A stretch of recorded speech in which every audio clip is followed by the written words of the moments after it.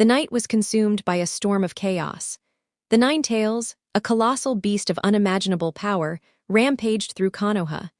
Buildings crumbled, and the earth trembled as the beast's claws tore through the village. The air was thick with the sound of destruction, the roars of Kurama reverberating like thunder. Amidst the madness, Minato Namikaze, the fourth Hokage, stood at the heart of the village with his wife, Kushina Uzumaki, preparing for the ultimate sacrifice. Kushina, who had given birth to a child just hours earlier, struggled to maintain control over her body. The curse of the Nine Tails had been passed to her child, the newborn Naruto, as the villagers still whispered in hushed tones about the future of the child they had come to dread. The lives of many depended on a desperate plan to seal the beast away, but it would come at a heavy cost. "Minato," Kushina whispered, weak from the birth and the effects of Kurama's chakra, "promise me you'll protect him no matter what." "I will, Kushina," Minato said, his voice firm but filled with sorrow. He touched his newborn son's forehead softly, knowing that this moment would forever change the boy's life. "You are my son. Never forget that." With great determination, Minato and Kushina initiated the sealing process, intending to use the Reaper Death Seal to separate Kurama's chakra and soul. However, unbeknownst to them, something far greater than they anticipated was stirring within the deep recesses of their son's bloodline. A power that was not of this world, nor of any that they could imagine. The Uzumaki clan, long known for their powerful seals and affinity with ancient forces, had a forgotten ritual, one that linked a chosen individual to an entity of divine strength, a being of immense adaptability, destruction, and unyielding will. This entity was Mahoraga, the eight-handed sword divergent Sela divine general, a legendary being sealed long ago by the ancestors of the Uzumaki. In that moment of crisis, as Minato poured his chakra into the seal, and Kushina struggled against the overwhelming weight of Kurama's chakra, the ritual activated, binding Naruto to Mahoraga. The essence of Mahoraga surged through the boy's veins, intertwining with the Nine Tails chakra and bending it to its will. The neutralizing power of Mahoraga, as Kurama's chakra collided with Mahoraga's power, something extraordinary happened. Mahoraga, known for its ability to adapt and evolve through any situation, instantly adjusted to the massive, raw power of the Nine Tails. Where Kurama's malice, rage, and destructive intent had once poisoned the world, Mahoraga's divine influence absorbed it all. Kurama's strength, once uncontrollable and destructive, was now muted, neutralized by the unrelenting will of Mahoraga. The villagers, witnessing the battle between the monstrous beast and the unforeseen divine power that radiated from Naruto, could not fathom what had just occurred. Kurama, once a being capable of reducing entire villages to ashes, was now rendered powerless, its malevolent energy tempered by the divine force now residing within Naruto. But the villagers did not understand. To them, Naruto was not a child saved by an ancient and forgotten power. He was a monstrous being, the vessel of both a demon fox and a strange, unexplainable force. Fear gripped their hearts, and in that fear, hatred blossomed. The villagers' fear Naruto's birth did not bring joy. It brought terror. As the third Hokage, Hiruzen Sarutobi, arrived on the scene, overseeing the aftermath of the battle, he could only look upon the child with trepidation. The village had been saved, but at what cost? The Nine Tails had been sealed within Naruto, but the presence of Mahoraga left even Hiruzen questioning the boy's future. The villagers, in their panic and confusion, could not see the boy as anything but a demon. They saw him as the source of the destruction, the harbinger of calamity. As rumors spread, fueled by ignorance and fear, Naruto was branded with a new name, the Demon Child. Despite the overwhelming malice directed at him, Hiruzen swore to protect Naruto, just as Minato had done. But the old Hokage, wise and seasoned, knew that even he did not fully understand what Mahoraga's influence would mean for the boy's future. Naruto's chakra, shaped by the divine entity within him, adapted to every challenge, every obstacle. His body would never be the same, and his soul, too, would change. The power of Mahoraga did not simply give him strength, it reshaped him, molding him into something far beyond what any normal human could ever be. For now, Naruto would grow up isolated, rejected by the villagers who feared him. The absence of love and support would drive him further into the depths of his own mind. where he would begin to learn how to wield the terrible power within him. But deep within, there was an unyielding force, an adaptation that would never allow him to be defeated. Mahoraga had shaped him into an unbreakable vessel, and as Naruto grew, so would the divine power within him. The path ahead years passed, and Naruto's life was one of solitude and pain. The villagers turned their backs on him, their hatred seething beneath every glance. His parents were gone, and the Hokage's protection could only go so far when it came to the cruelty of those who blamed him for the Nine-Tails' attack. Still, there was something in Naruto that refused to yield. The divine power within him, Mahoraga's influence, adapted to every hardship, every insult, and every failure. And with each trial, it grew stronger, more capable of shaping the world around him. As the villagers' hatred intensified, Hiruzen's concern deepened. What would happen when Naruto finally unlocked the full extent of Mahoraga's power? Could the boy ever overcome the shadows of his past, or would the power within him consume everything in its path? In the darkness of the Hokage's office, Hiruzen looked upon the young boy, already showing signs of something far beyond a typical child. His future was uncertain, but one thing was clear. The story of Naruto Uzumaki had only just begun. From the moment Naruto Uzumaki took his first steps, the village of Konoha had already written him off. He was no longer just the son of the fourth Hokage or the child who bore the burden of the Nine-Tails. No, in the eyes of the villagers, he was something far worse. He was the demon child, the vessel of a terrifying force, and a constant reminder of the destruction Kurama had wrought. The streets of Konoha were cold, and the air thick with fear whenever Naruto walked through them. Wherever he went, people crossed the street, muttered insults behind his back, or outright ignored him as if he were a ghost. The whispers never stopped: demon, monster, curse, words that clung to him like a second skin. Yet, despite the hatred and the rejection, something remarkable happened. In a town where everyone feared the Nine-Tails, where even a glance could send a grown man into a frenzy, Naruto was untouched by the attacks meant to harm him. It didn't matter if a group of children cornered him with rocks in their hands, or if a desperate villager tried to stab him in a dark alley. Nothing ever seemed to touch him. When one child aimed a rock at Naruto's head with enough force to split stone, Naruto's eyes never even flinched. As the rock neared, it simply dissolved midair, absorbed by the unseen force surrounding him. When a kunai was thrown from behind by an angry civilian, intent on ending his life, it halted mid-flight, an invisible barrier warping reality itself to protect the boy. The adaptation of Mahoraga Naruto's survival wasn't by chance. Mahoraga, the divine force within him, had already begun its work, constantly adapting to everything that came his way. Each time Naruto faced harm, Mahoraga adjusted, learning from each encounter and neutralizing the threat. Poison, weapons, chakra-based assaults, they were nothing. Every attack was met with an immediate response from the divine being now entwined with his very being, rendering the assaults useless. When Naruto had first felt the sharp sting of a kunai to his arm, he had expected the worst. But the wound healed within moments, and the weapon clattered harmlessly to the ground. When an enraged villager tried to use chakra-based attacks to incapacitate him, the energy was absorbed by his body as though it had never existed, leaving him untouched. Even the worst kinds of poison failed to leave a mark on his skin. Naruto, however, didn't understand why. He didn't know why the kunai hadn't hurt, or why the poison didn't affect him. He only knew that when people tried to harm him, they failed. His body, perhaps through some unknown miracle, was unharmed, and in his mind he had become invincible. But the truth of it all, the full extent of Mahoraga's power, remained a mystery. He didn't yet comprehend the vastness of the being within him. It was as if a part of him knew that he was destined for something far greater, but the loneliness, the rejection, and the years of suffering clouded his understanding. The loneliness and hardening of Naruto's heart in school, Naruto was a pariah. Every day, the children would mock him, call him names, and refuse to work with him in class projects. The adults would glance away as he walked by, their faces cold with disdain. He was left alone in the playground, watching from the edges as other children played together, their laughter ringing in his ears like a bitter reminder of the world he could never be a part of. But Naruto never cried, not anymore. He had tried once to ask for their kindness, to ask why they hated him, but every attempt had been met with rejection or worse.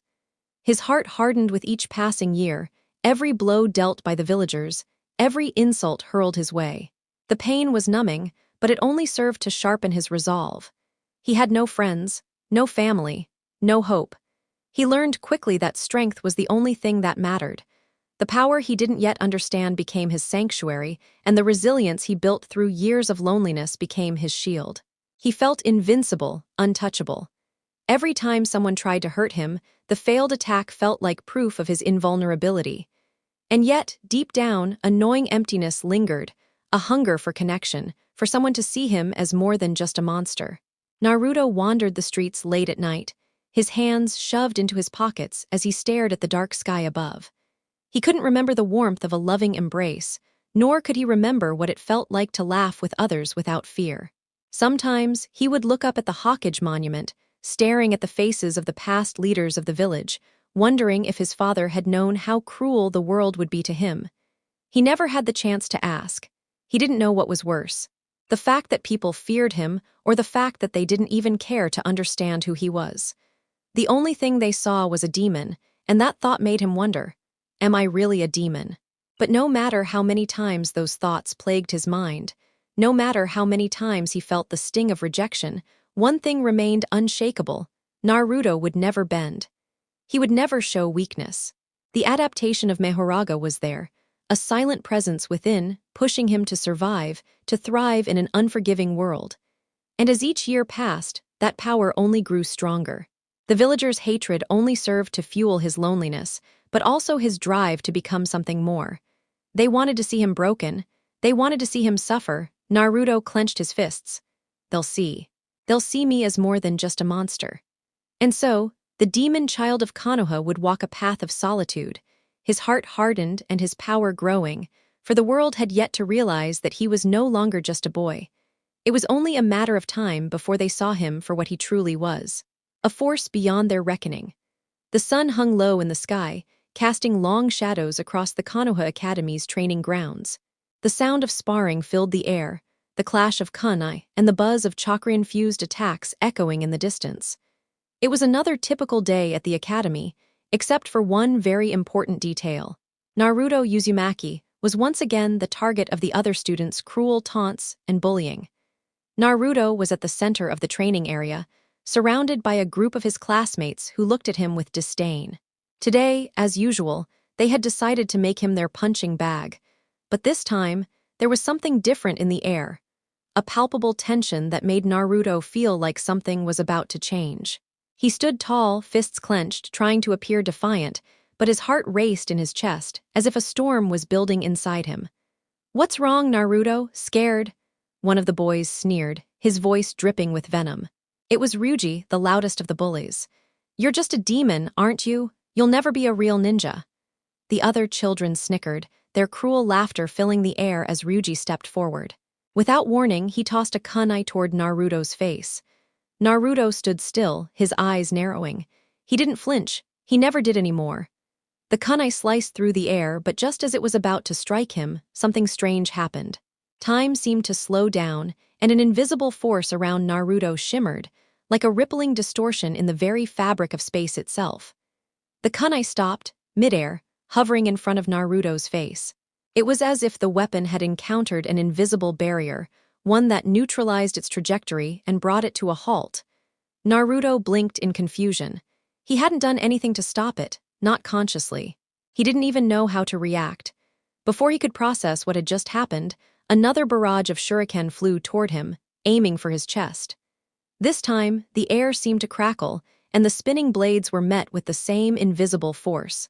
The shuriken disintegrated into nothingness before they could even come close to him, as if they'd never existed. The students watching froze. The laughter died on their lips as they stared, wide-eyed, at Naruto. For a brief moment, the world seemed to hold its breath. But then, just as quickly as it had started, the disturbance stopped. The air returned to normal, and Naruto's eyes widened in realization. He had done nothing.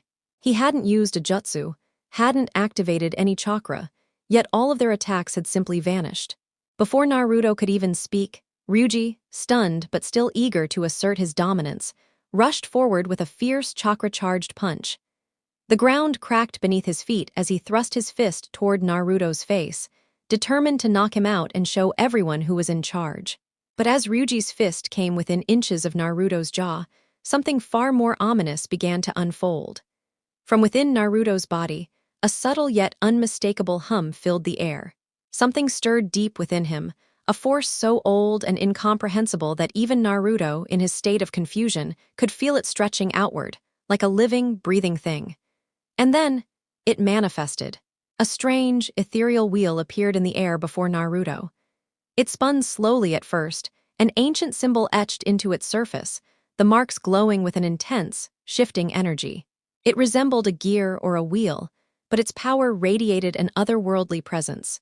The wheel spun faster and faster as Ryuji's punch drew near, and without warning, the attack was neutralized. Ryuji's fist, now just an inch from Naruto's face, halted midair, as if the very space around it had warped. It was as if the punch had never existed. Ryuji's expression morphed from confidence to disbelief as his chakra-charged punch slowly reversed, the energy dissipating harmlessly into the air. The wheel of power continued to spin, its motion smooth and unstoppable, its presence absolute. The attacks of Ryuji and the others were completely absorbed, neutralized, and rendered meaningless as they collided with this invisible force. And then, just as quickly as it appeared, the wheel vanished, its energy fading like a dying star.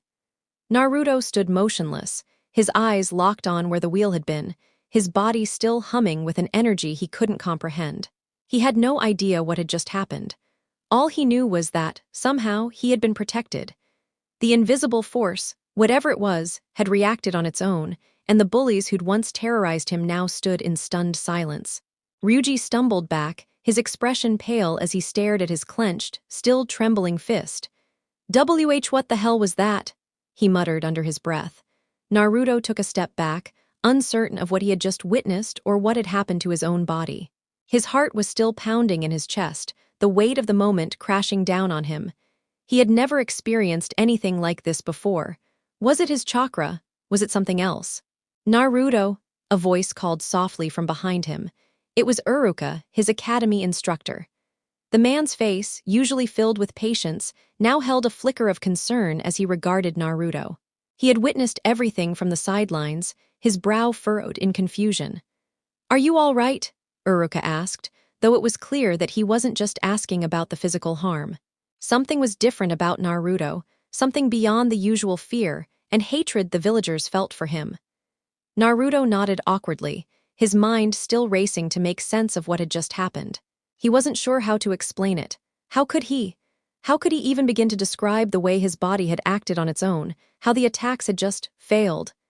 Yeah, I'm fine," Naruto replied, his voice shaky but trying to mask the confusion. Uruka didn't seem entirely convinced. He could feel it, too, the shift in the air, the subtle disturbance in Naruto's presence. It wasn't just chakra. Something more dangerous was at play here. Uruka's suspicion grew. This wasn't just about Naruto being the Nine-Tails host. Something had changed, something more. Whatever force had intervened during the fight, it wasn't just a random event, it was deliberate. And it was far more than anything Naruto had ever been told. The wheel had been Mahoraga's first visible manifestation. As Uruka glanced toward Naruto, concern etched into his features, a chill ran down his spine. He couldn't help but wonder, what exactly is Naruto, and what kind of power is inside him? But for now, he could only watch helplessly as the boy who had once been considered a pariah now stood before him with an aura of untold strength that, if left unchecked, could change everything. The moon hung high over the village of Konoha, casting its pale light upon the trees and rooftops. The night was eerily quiet, the calmness only broken by the distant chirping of crickets. But deep within the academy, a different kind of silence reigned, one filled with anticipation and the adrenaline of forbidden action. Naruto Uzumaki, eyes narrowed and heart-pounding, crept through the darkened hallways of the academy. He had heard rumors, whispers about the forbidden scroll, the very scroll that contained the secrets of jutsu forbidden by the village for being too dangerous. His curiosity had gotten the better of him. He wanted to prove something. He wanted to prove that he was capable of more than just being the pariah, the demon. But the scroll wasn't just about power. Naruto didn't understand that part yet. He was driven by an unshakable need to gain strength, to show the world that he could be something more, something greater. As he entered the locked room where the forbidden scroll was kept, Naruto's hands trembled. The old scroll lay there in its wooden case, practically calling to him. He didn't hesitate. He grabbed it and unfurled its contents, running his fingers over the mysterious symbols written within. His chakra flared with excitement, eager to learn and master the forbidden techniques. But Naruto wasn't alone.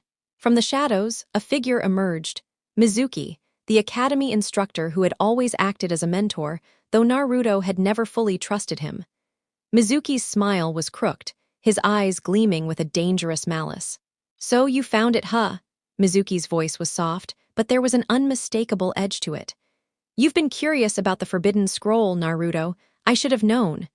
Naruto froze, the weight of the scroll in his hands suddenly feeling far heavier. "Mizuki, what are you doing here?" Mizuki stepped forward, his expression one of mock sympathy. "I should have told you the truth a long time ago, Naruto," he said, his tone now dark and foreboding. "But you deserve to know. You see, the reason the villagers hate you, the reason they treat you like a monster, is because of the Nine Tails." Naruto's blood ran cold at the mention of the beast sealed inside him, but Mizuki wasn't done. "You're nothing but a vessel, a container for that demon. You'll never be accepted here, never be anything more than a weapon," Mizuki continued, his words laced with venom.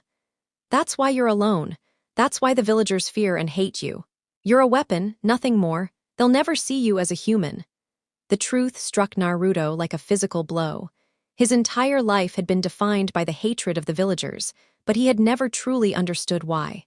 Hearing Mizuki say it so plainly felt like a punch to the gut, but it was a punch Naruto wasn't going to take lying down. His fingers tightened around the forbidden scroll, a surge of anger flaring up inside him. How could they all hate him for something he couldn't control? How could they see him as nothing but a monster when all he wanted was to be recognized as someone capable of greatness? But then, just as the anger began to boil over, Naruto felt something else stir deep within him. It was more than just rage. It was a hunger, an ancient, primal hunger that had been waiting, coiled inside him, for just the right moment. Mahoraga, the divine power that had been silently adapting to the world around him, stirred and awakened within Naruto. The force that had long been lying dormant began to grow, pushing against the confines of Naruto's mind. The ancient power of Mahoraga rose like a tidal wave, filling Naruto with an overwhelming sense of purpose. It was not just a response to Mizuki's taunts, it was a call to action.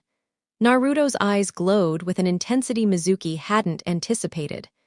The air around him began to shimmer and warp as the power of Mahoraga made its first true appearance. The wheel of adaptation suddenly, without warning, Naruto's body was surrounded by an invisible presence. The air around him rippled like the surface of water disturbed by a stone. And then, out of nowhere, a massive wheel, a symbol of divine power, manifested before him. It spun slowly at first, but with each passing second the wheel gained speed. The energy was pure, overwhelming, and ancient. Mizuki's smirk faltered. His eyes widened in alarm as he felt an unnatural pressure begin to suffocate the space around him. What is this?" Mizuki stammered, taking a step back.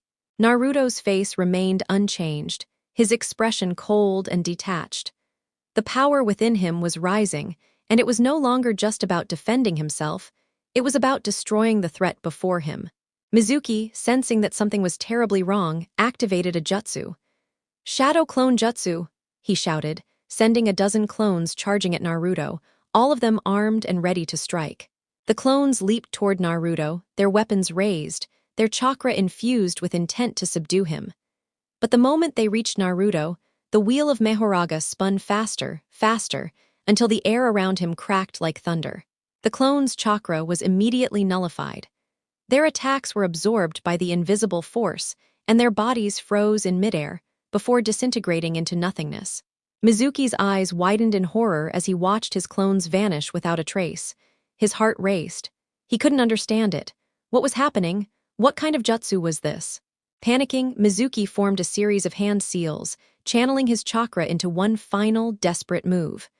"Fire style! Fireball jutsu!" he roared, sending a massive fireball spiraling toward Naruto. But the moment the flames reached Naruto, they, too, were met with the power of Mahoraga. The fireball was snuffed out before it could even reach him. The heat vanished, the flames dissipating as if they had never existed. The wheel of Mahoraga spun once more, adapting to the fire and rendering it useless. Mizuki, trembling with fear, realized that he was dealing with something far beyond his comprehension. But his pride wouldn't let him retreat. "You think you're invincible, don't you, Naruto?" he sneered, charging toward him with a kunai raised, aiming for Naruto's throat. The moment Mizuki reached him, a powerful force surged through Naruto's body, his own rage mingling with Mahoraga's divine will. Before Mizuki could even strike, Naruto's fist collided with his chest with inhuman force. The crushing blow, there was no time to react. Mizuki's body was flung backward like a ragdoll, crashing into a nearby tree with a sickening thud. The sound of bones cracking echoed through the night air. Naruto stood there, panting lightly, his eyes glowing with the cold fire of Mahoraga's power.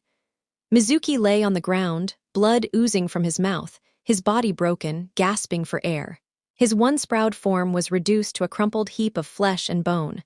You're not human," Mizuki wheezed, struggling to speak.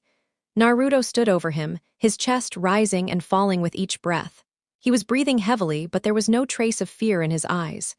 There was only a deep, unshakable certainty. "I'm untouchable." The power inside him, Mahoraga's divine force, had risen to the surface, and it was clear that nothing in this world could stand against it. Not the villagers, not Mizuki, not anyone. He was no longer just the host of the Nine Tails. He was something far beyond that. He was something greater. With a cold, emotionless glance, Naruto turned away from the broken Mizuki and walked into the night. His destiny had just begun, and there was no turning back. Naruto sat at the edge of the training field, arms crossed and legs dangling off the side of the small stone platform. The morning sun bathed the village in a soft light, but the chill in the air did little to calm his restless energy. Despite his unmatched power, the feeling of being thrust into yet another situation beyond his control was an unsettling one. The Council of Elders had objected, loudly, vehemently, to Naruto's placement on a genin team. Their fears were not misplaced, for they knew what he was capable of, or at least what they thought he might become. The power of Mahoraga, already vast and incomprehensible to them, combined with the Nine Tails chakra, made Naruto an entity that the village's leadership couldn't predict or understand. Yet, despite their protests, the Hokage had made the decision.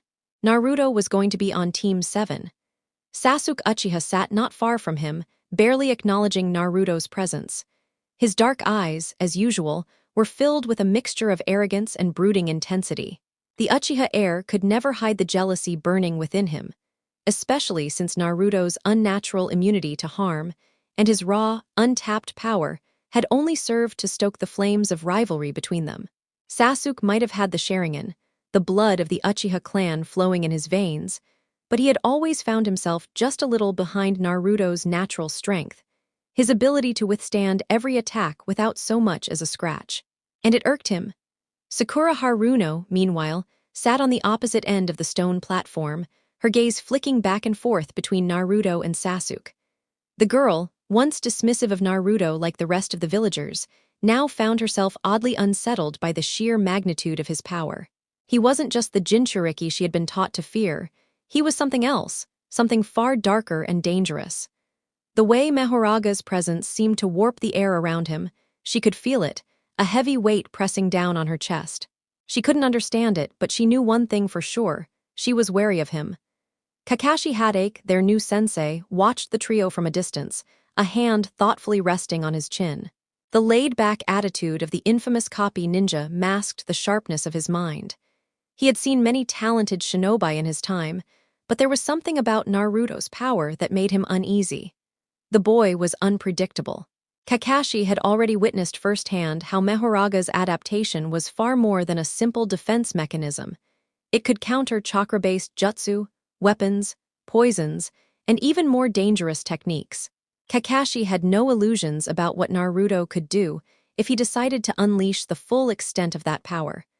Kakashi made it a point to keep a close eye on Naruto. The boy's raw strength was undeniable, But Kakashi wasn't interested in the quantity of power a shinobi wielded. He was interested in the quality of their spirit. If Naruto's heart was as volatile as his power, he would be a danger to the village, no matter how many bells he could snatch. It was time for their first real test as a team, the bell test. Kakashi appeared before the trio in his usual laid-back manner, eyes smiling from behind his mask. "All right, Team 7, today is the day. I'm going to test your teamwork and determine if you're ready to be genin. You see, there are 2 bells here, and your objective is simple. You need to get those bells from me before noon. If you fail, well, then you're not ready for the job." The 3 of them stood in a loose formation, watching Kakashi carefully.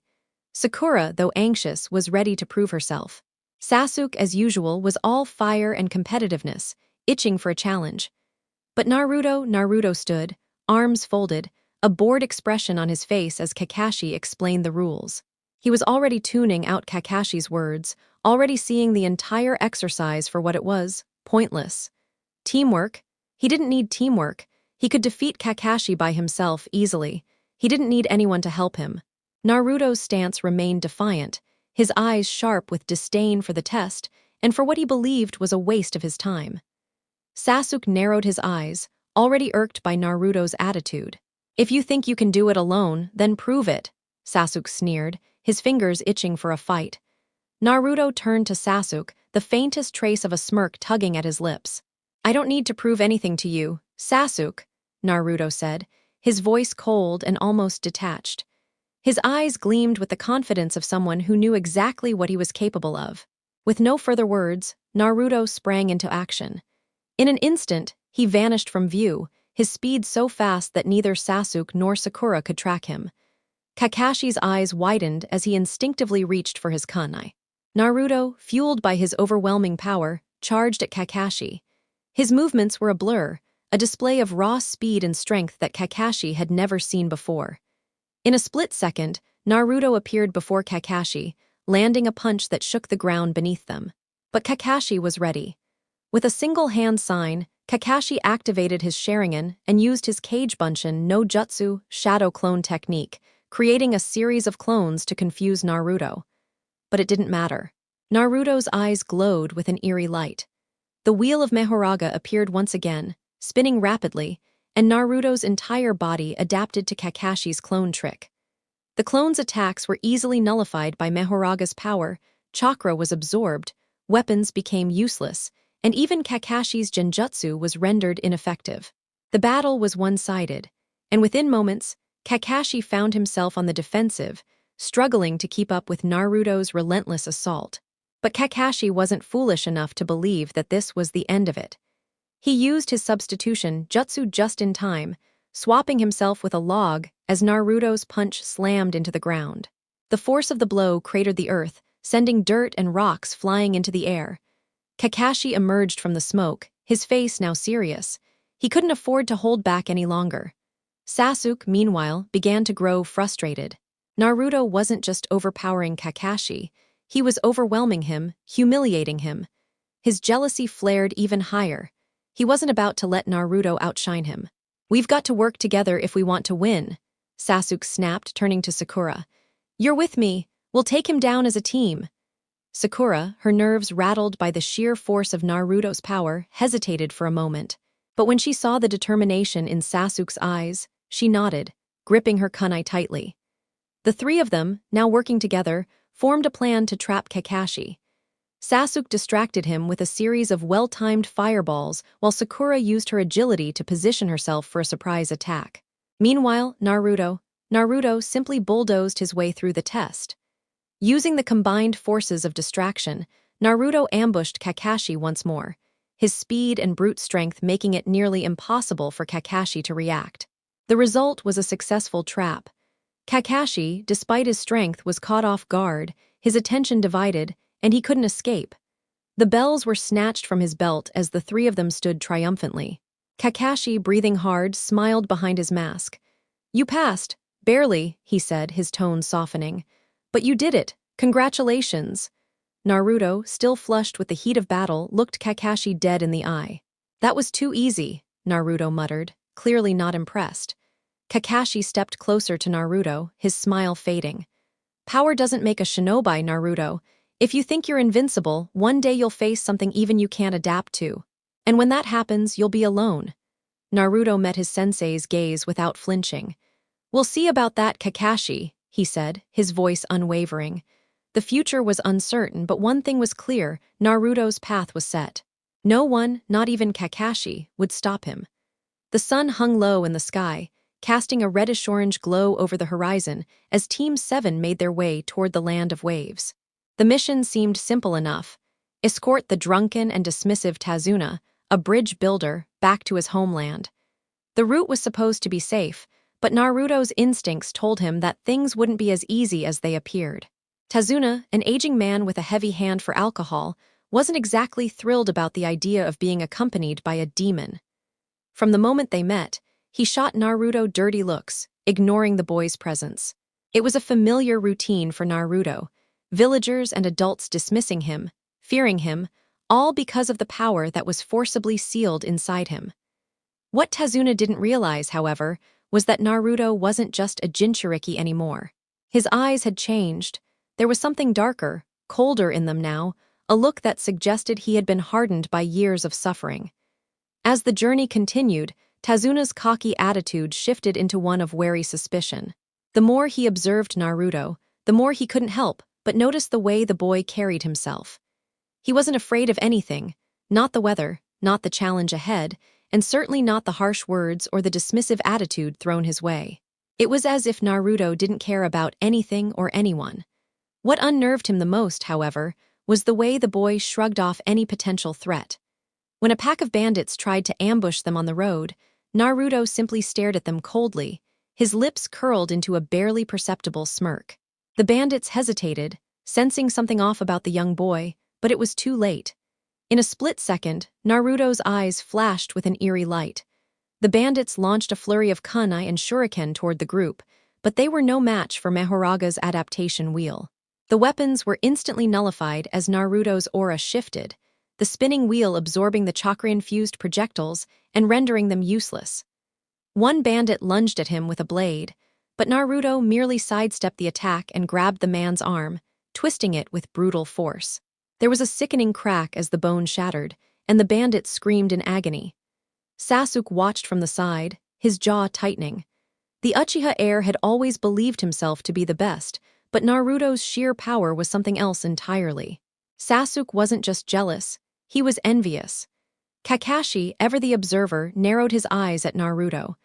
The raw force that the boy wielded, along with the deadly efficiency in which he incapacitated the bandits, was unnerving.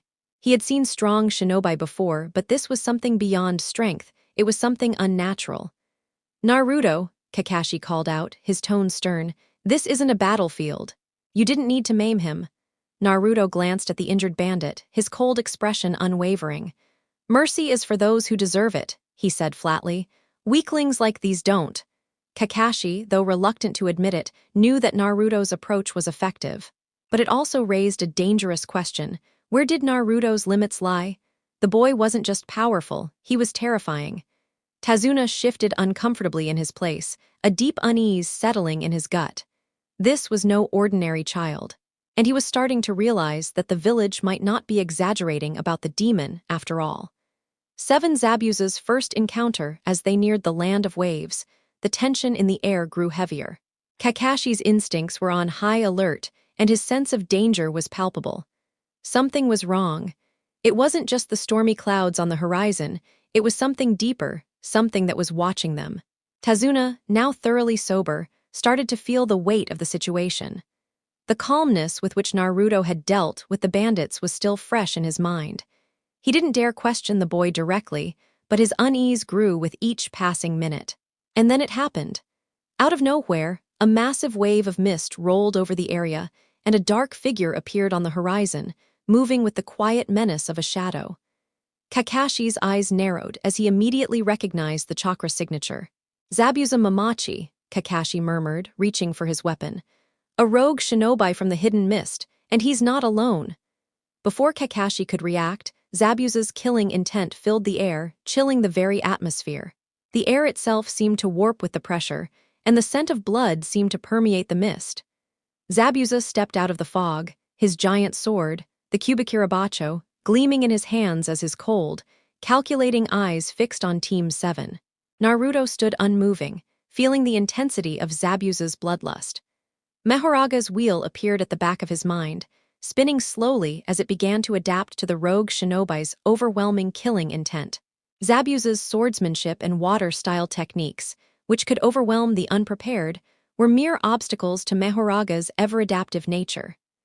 Zabuza grinned cruelly, a malicious glint in his eyes as he drew his sword. "You must be the famed team of Konoha.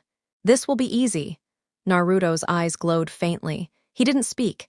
He didn't need to. The wheel was already spinning. Kakashi, sensing that the fight was about to begin, activated his Sharingan, immediately assessing the situation. He could tell Zabuza was testing him, gauging his strength.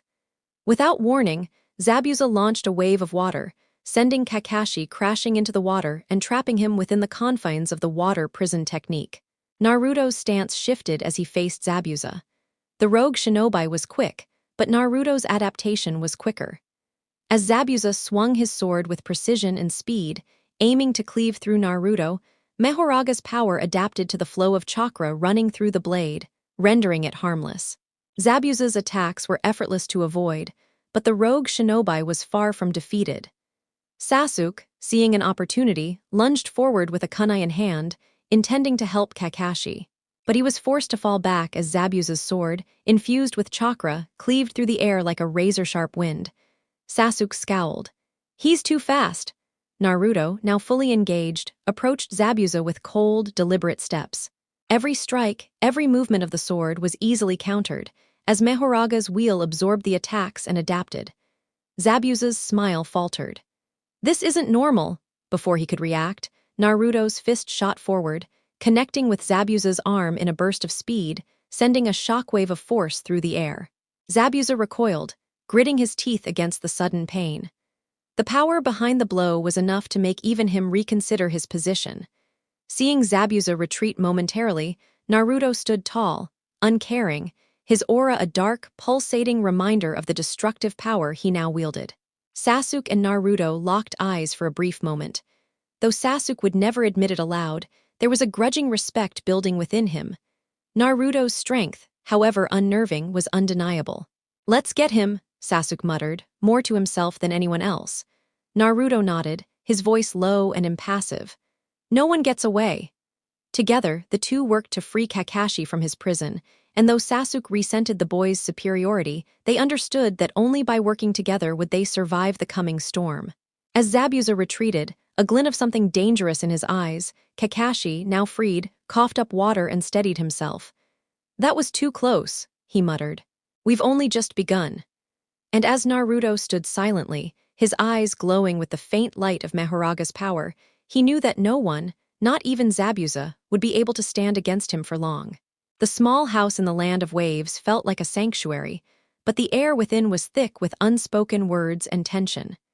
Tazuna's family welcomed Team 7, though Naruto was still a stranger to the warmth others seemed to take for granted. It wasn't just because he was an outsider in their eyes, it was because of what he was. The villagers, including Inari, Tazuna's son, eyed him warily, no different from the way the villagers of Konoha had treated him. Inari, a boy hardened by loss and disillusionment, found it easy to lash out. He mocked Naruto's dream of changing the world, calling him a fool for thinking that anything could be different. "You're just like everyone else," Inari spat, his voice dripping with bitterness. "You can't change anything. The world doesn't care about fools like you." Naruto, his expression a mask of indifference, met Inari's gaze unflinchingly. His voice, though cold, carried the weight of someone who had long since abandoned the idea of seeking validation from others. "I don't care what you think," Naruto responded flatly, his words piercing through the boy's anger like a blade. "The world will bend to my will, not the other way around." Inari sneered, clearly unconvinced, but Naruto's words lingered in the air, a promise of something greater than just survival. For all the derision, Naruto knew one truth. Power was what changed the world, and he would have it. Despite his harsh exterior, Naruto's actions spoke louder than words. When the village came under threat, when men like Gato tried to destroy the hope the people of the Land of Waves clung to, Naruto was there. He didn't hesitate. He crushed their enemies without mercy, even as the villagers watched in fear. For the first time, some of them began to see Naruto not as a demon, but as something else, something far more powerful. The days that followed were spent training, and Kakashi had a lesson in mind for Team 7. The task was simple: chakra control through tree climbing. Sasuk and Sakura struggled, finding the technique challenging. Sasuk, in particular, seemed frustrated by his inability to maintain control, while Sakura's movements were shaky at best. But when it was Naruto's turn, there was no hesitation. His chakra flowed through him effortlessly, and in seconds he was scaling the tree, moving with the ease of someone who had already mastered this technique without breaking a sweat. Kakashi watched, a flicker of concern crossing his features. Naruto's adaptability wasn't just a trait, it was a terrifying skill. He had already surpassed the fundamentals, and it was clear that the boy was on a path no one could predict. Sasuk scowled, his hands trembling as he struggled to stay on the tree. It wasn't just the task that irritated him, it was Naruto's effortless success. "Why is it so easy for you?" Sasuk muttered under his breath, not daring to look Naruto in the eye. Naruto's gaze was distant, his face cold and unbothered. "Because I don't need to struggle," he said quietly. "Some people aren't born to be weak." The second confrontation with Zabuza Mamachi and his unexpected companion, Haku, was destined to be a test of strength for Team 7. The mist that surrounded them thickened as they entered the clearing, and the oppressive silence made the air feel charged with anticipation. When Haku unleashed his ice mirrors, the team was momentarily blinded by the icy beauty of the technique. But Naruto wasn't distracted. He stood still, letting Mahoraga's wheel spin slowly in the back of his mind. The mirrors, reflective and shimmering, would be no challenge. Mahoraga's wheel adapted instantly to the unique properties of Haku's technique, allowing Naruto to detect the true source of Haku's attacks, despite the mirror's deceptive illusions. Sasuk, struggling against the onslaught of ice and Haku's razor-sharp speed, was caught off guard when a blade sliced through his side, leaving him bleeding. The pain sent a surge of adrenaline through Naruto, the rage rising like a tide. The wheel spun faster, his chakra flaring as the air around him seemed to ripple with power. Naruto's eyes, now glowing with an eerie light, focused on Haku. Every movement, every flicker of his reflection was catalogued, and in an instant he leaped into the air, shattering the ice mirrors with a single punch. The mirrors exploded into shards, and Haku, who had been hiding among them, was forced to reveal himself. The fight ended with Haku's defeat, but even in victory, Naruto's expression remained impassive. He barely glanced at the young shinobi, who had sacrificed everything for the man he called his master. "You chose to die for someone who used you," Naruto muttered as Haku fell, his life slipping away. "Don't expect me to pity you." Zabuza, witnessing the loss of his only companion, was momentarily moved by the boy's sacrifice. Something within the rogue shinobi stirred, and with a final act of defiance, he killed Gato and his men, reclaiming some of the honor he had lost. Naruto watched silently, his eyes never leaving Zabuza. There was no pity, no sympathy in his gaze, only cold, calculated observation. Redemption is a lie, Naruto thought to himself. Everyone has their price, and no one is truly worth saving. When Tazuna's bridge was finally completed, he named it the Bridge of Heroes, dedicating it to the fallen warriors who had fought for its creation. But as the villagers celebrated, Naruto remained indifferent. The bridge meant nothing to him. Heroes and villains were just names, nothing more than pawns in the game of power. He stood at the edge of the completed bridge, watching the waves crash below. The feeling of control, of power, thrummed within him, growing stronger with each passing day. The world wasn't fair. It was broken. And Naruto intended to fix it his way. "This world is rotten," Naruto muttered, his voice a low whisper carried by the wind. "I'll fix it my way." Sasuk, now more resentful than ever, watched Naruto from a distance, his hatred only growing. Naruto's strength wasn't something to admire, it was something to envy. Sasuk's path to power had always been fueled by revenge, but now there was something more.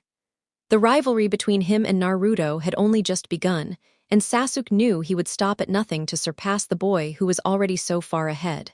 Kakashi, ever the strategist, watched Naruto closely, his thoughts uncertain. The boy's potential was limitless, but so was his danger. Kakashi had trained many but never one like Naruto. The more he saw, the more he wondered. Could Konoha contain him? Or was it only a matter of time before Naruto decided that the village itself was a part of the rot? The future was uncertain, but one thing was clear. Naruto's path would be a path of power, and no one would be able to stop him. The Chunin exams were an event that drew attention from all across the ninja world, and Naruto had already become an enigma. His entry into the exams was met with a mixture of curiosity, fear, and disdain from the other participants. They had heard rumors of the demon boy, the Jinchuriki of the Nine Tails. But what they didn't know, what they couldn't have known, was that there was something far more terrifying within him than just Kurama's chakra. Naruto's reputation for being untouchable was soon solidified. As he made his way through the various rounds, the whispers of his name spread like wildfire. His raw power was impossible to ignore, and his immunity to even the most advanced techniques left his opponents frustrated and helpless. The first stage of the exams was the written test, which was known for its difficulty and trickery. Naruto, though no scholar, breezed through the questions with ease, using Mahoraga's adaptation to his advantage. The scroll given to the participants, which could be used for cheating, was merely a distraction to Naruto. His innate ability to adapt allowed him to immediately decipher the answers, bypassing the need for external assistance. Sasuk, on the other hand, noticed how effortlessly Naruto completed the test and couldn't help but feel a twinge of frustration. No matter how hard he trained, no matter how much he struggled, Naruto seemed to excel at everything without even trying. The preliminary fights, the first round of the preliminary matches, began with a bang. Naruto stood in the arena, surrounded by some of the best and brightest ninja from across the land. His first opponent, Kiba Inuzuka, was overconfident in his speed and ferocity. But it was clear from the start that Kiba had no chance against Naruto's overwhelming abilities. Kiba launched himself at Naruto with Akamaru by his side, using his enhanced speed and feral instincts to try and overwhelm the boy. However, Mahoraga's adaptation neutralized everything. The moment Kiba's chakra was released to enhance his strikes, Mahoraga's wheel began spinning, analyzing the technique and making it irrelevant. With a single movement, Naruto sidestepped the attack and grabbed Kiba's arm, twisting it with ruthless precision. The crowd gasped as Kiba cried out in pain, but Naruto didn't flinch. He slammed Kiba into the ground, holding him there with ease. The fight was over before it had even begun. The spectators, including several prominent shinobi, whispered amongst themselves. This was no ordinary child. This was a force of nature, and it was becoming increasingly clear that Naruto's potential was something no one had fully comprehended. The Neji Hyuga battle next. Naruto was matched against Neji Hyuga, the prodigy of the Hyuga clan, known for his mastery of the gentle fist style and the Byakugan. Neji's battle strategy focused on targeting his opponent's chakra points with pinpoint precision, a style that had devastated many opponents in the past. As the fight began, Neji immediately activated his Byakugan, aiming to incapacitate Naruto by closing his chakra points. However, Mahoraga's ability to adapt was unparalleled. The moment Neji attempted to strike, Naruto's chakra began to fluctuate, his body responding to the threat before Neji's blows even landed. "Is that all you've got?" Naruto taunted, his voice cold. "You can't stop me, you won't even touch me." Neji gritted his teeth, frustrated by how his attacks were rendered ineffective. Every strike he made was either dodged or absorbed by Mahoraga's adaptive nature. Neji's attacks, once considered nearly unstoppable, were now meaningless. Finally, Naruto's strength overwhelmed Neji. With a single punch, he shattered Neji's defensive posture, knocking him to the ground. Neji's arrogance crumbled as he stared up at Naruto, who stood over him, unbothered. "You think you can judge the fates of others," Naruto said, his voice cold. "You're just like everyone else, weak and foolish." The crowd was silent. The battle, once thought to be a challenge, had turned into a one-sided display of power. Neji, the proud and talented Hyuga, was left on the ground, his confidence shattered. The Gaara battle. A clash of demons, but it was Naruto's battle with Gaara of the desert that truly solidified his reputation as an unstoppable force. Gaara, the Jinchuriki of Shukaku, was a violent, unpredictable force who viewed anyone who challenged him as little more than an inconvenience. His sand-based techniques were a terrifying spectacle, capable of obliterating anything in their path. When Gaara faced off against Naruto, it was expected to be a battle between two destructive forces, two Jinchuriki fighting for dominance. From the start, Gaara's sand swarmed the arena, aiming to suffocate and crush Naruto with its unrelenting weight. But as soon as the sand touched Naruto, Mahoraga's wheel began to spin. The sand, which had crushed and pulverized countless enemies before, was now brittle and ineffective. Naruto's body moved effortlessly through the field, his steps unimpeded by the sand that had once been a weapon of terror. He raised his hand, and in a single, effortless motion, shattered the sand encasing him. Gaara's eyes widened in disbelief, his control over Shukaku's chakra failing to assert itself against Naruto's unyielding power. "Is this the best you can do?"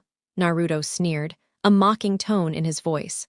"I've seen more effective attacks from weaklings." Gaara roared in frustration, unleashing a torrent of sand in every direction, but Mahoraga's adaptation rendered the onslaught useless. The sand shattered on impact with Naruto's form, and Naruto's next strike sent Gaara crashing into the ground. As Gaara struggled to stand, Naruto walked forward slowly, his presence suffocating the air around them. The crowd was in stunned silence as Naruto loomed over Gaara, his dominance absolute. "You're nothing but a puppet," Naruto said, his voice filled with disdain. "Controlled by fear and power that you can't even understand." With one final blow, Naruto crushed the sand protecting Gaara, leaving the Jinchuriki lying defeated. The aftermath as Naruto stood victorious, his chest rising and falling with calm breaths, the arena was filled with stunned silence. Gaara had been a force of nature in his own right, a Jinchuriki who could flatten entire villages. But to Naruto, he was just another opponent to be crushed beneath his feet. The other competitors, including Sasuk, were shaken. What did it mean for them when someone like Naruto existed? How could they ever compete with a power like his? But the truth was undeniable. Naruto was not just another shinobi. He was a force of nature, one whose power seemed limitless. And as he walked off the arena, leaving a trail of awe and fear in his wake, he understood one thing. This was only the beginning. The Chunin exams had only just begun, but Naruto had already made it clear to everyone that there was no challenge he couldn't face, and no opponent he couldn't defeat. His path to dominance had only just started, and the world would soon learn that it could not stand against him. The Chunin exams had barely ended, and the tension in Konoha was palpable. The village, still reeling from Naruto's display of power during the exams, now found itself thrust into an even darker ordeal. The invasion by Orochimaru, a rogue ninja of the highest caliber, would push the village's defenses to the limit, and test Naruto's resolve in a way no one could have predicted. Orochimaru's infiltration, the invasion began with a calculated strike. Orochimaru, under the guise of a participant in the Chunin exams, revealed his true intentions during the finals. The Konoha Crush was set in motion, a scheme to tear down the village's most vital institution and its revered Hokage. Orochimaru's snakes slithered through the streets, spreading chaos as he set his sights on the third Hokage, Hiruzen Sarutobi, the man who had led Konoha with wisdom and strength for decades. With the help of his allies, including the traitorous Sound Ninja and the revived members of the Konoha 12, Orochimaru's invasion was swift and violent. The village was thrown into turmoil as buildings crumbled, and the streets ran red with blood. But what Orochimaru had not anticipated was the presence of Naruto Uzumaki. Now fully aware of the extent of his power and his role in shaping the world around him. Naruto's intervention as the invasion raged, Naruto's instincts flared. His body, enhanced by Mahoraga's adaptive powers, felt the heat of battle more keenly than ever. The feeling of invincibility was becoming more concrete, and Naruto's desire to protect Konoha, though it was underlined with his own twisted sense of justice, was undeniable. When Orochimaru and his snakes made their move to breach the Hokage's office, Naruto didn't hesitate. He arrived just in time to see the third Hokage locked in combat with Orochimaru, the cursed man's snakes coiling around the old Hokage's form, their venomous fangs ready to strike. Without warning, Naruto's form burst through the smoke-filled battlefield, his chakra flaring with such intensity that the ground trembled beneath him. The wheel of Mahoraga spun into motion. As Orochimaru launched a barrage of serpentine projectiles, Naruto's adaptation kicked in instantly. His chakra flared, shifting and morphing to neutralize every threat as if they were nothing more than fleeting disturbances. The first few snakes were torn apart by Naruto's sheer force. Their venomous strikes turned harmless as Mahoraga twisted their energy, rendering them ineffective. Orochimaru, initially caught off guard, hissed with frustration, summoning more snakes to overwhelm Naruto. But Naruto's body adapted faster than the serpents could strike. The wheel spun faster, and every snake that came into contact with Naruto's chakra was either deflected or obliterated. Orochimaru growled, his hands weaving through seals as he prepared to unleash a forbidden jutsu. His cursed techniques and summoned snakes, meant to overpower Konoha's defenses, were effortlessly nullified, as Naruto's body reconfigured to absorb and counteract the attacks. Orochimaru's jutsu was met with a force of nature that not even he could control. Orochimaru's retreat, realizing that Naruto had grown too powerful to be ignored, Orochimaru summoned his final, desperate measure, the summoning of the Kuchiyos no Jutsu, to call forth his Sannin serpentine beast, Manda. The massive snake reared up from the earth, its monstrous form dwarfing the battlefield. However, Naruto wasn't fazed. As Manda coiled through the air, his body reacted instinctively, and the wheel of Mahoraga spun again. In mere moments, Naruto's chakra adapted to Manda's immense size, its poisonous fangs, and its overwhelming strength.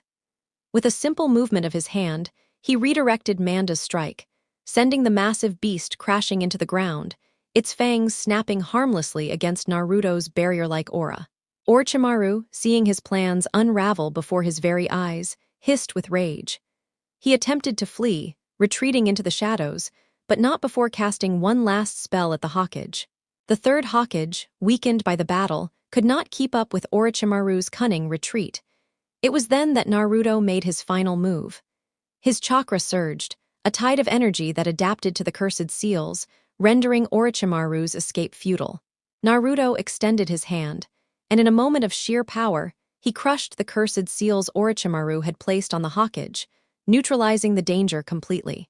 The invader was forced to flee, the destruction of his plans leaving him with no choice but to retreat from Konoha, abandoning his mission of destruction. Aftermath of the battle, the dust settled, and Naruto stood victorious in the aftermath of the battle. The third Hokage, though gravely wounded, had been saved by Naruto's timely intervention. But while the village had been protected from certain annihilation, the villagers' perceptions of Naruto remained unchanged, or, perhaps, grew worse. Though he had fought to save Konoha, Naruto's actions had only deepened the fear that surrounded him. Many saw him as a dangerous weapon, a living time bomb with the potential to destroy the village at any moment. His strength, forged from the curse of the Nine Tails and the power of Mahoraga, was something the villagers could neither control nor fully understand. Hiruzen Sarutobi, the third Hokage, had long known of Naruto's power, but he now feared the consequences of such raw strength. He had seen firsthand the lengths to which Naruto could go to protect Konoha, but he also understood that Naruto's strength was something that could easily turn into a threat if left unchecked. Naruto, however, wasn't concerned with the villagers' opinions. His mind was on something much grander, the realization that he was the only one capable of truly protecting the world. "I don't need their gratitude," Naruto muttered to himself as he walked away from the wreckage. "They're all just scared of me. They'll never understand." The villagers, once again saved by the very thing they feared, looked on in silence as Naruto disappeared into the shadows. There were no cheers, no celebrations, only cold, apprehensive stares. The council's decision in the aftermath of the invasion, the village elders and the council of Konoha debated fiercely about Naruto's future. Some saw him as a savior, while others viewed him as an uncontrollable force, one that could potentially bring the village to ruin if left unchecked. The third Hokage, though weakened, voiced his concerns. "Naruto's power is undeniable, but we must be cautious. The more he grows, the less we can control him. The balance of power in Konoha is fragile." And yet, despite the council's fears, there was no denying one simple truth. Naruto had saved them all. Naruto's realization. As Naruto stood on the outskirts of Konoha, overlooking the village, he felt something stirring within him. There was no gratitude, no recognition, only fear. But that was fine. If the villagers wanted to fear him, so be it. They would learn to understand one day, and when that day came, they would bow to him, not out of fear, but out of respect. "I'll make them all bow," Naruto whispered under his breath. "Konoha will be mine. This world will be mine." The Konoha crush had failed, but for Naruto, it was merely the beginning. The aftermath of the Konoha crush left the village in a state of fragile recovery. Although Naruto had saved the village from Orochimaru's destruction, the seeds of fear and suspicion had been deeply sown. Some in Konoha saw Naruto as an uncontrollable weapon, a ticking time bomb that could obliterate everything at a moment's notice. But there was one man who saw in Naruto something far more valuable. Danzo Shimura, the leader of Root, the secretive and rogue faction of Konoha's military, had always been a man of cold calculation.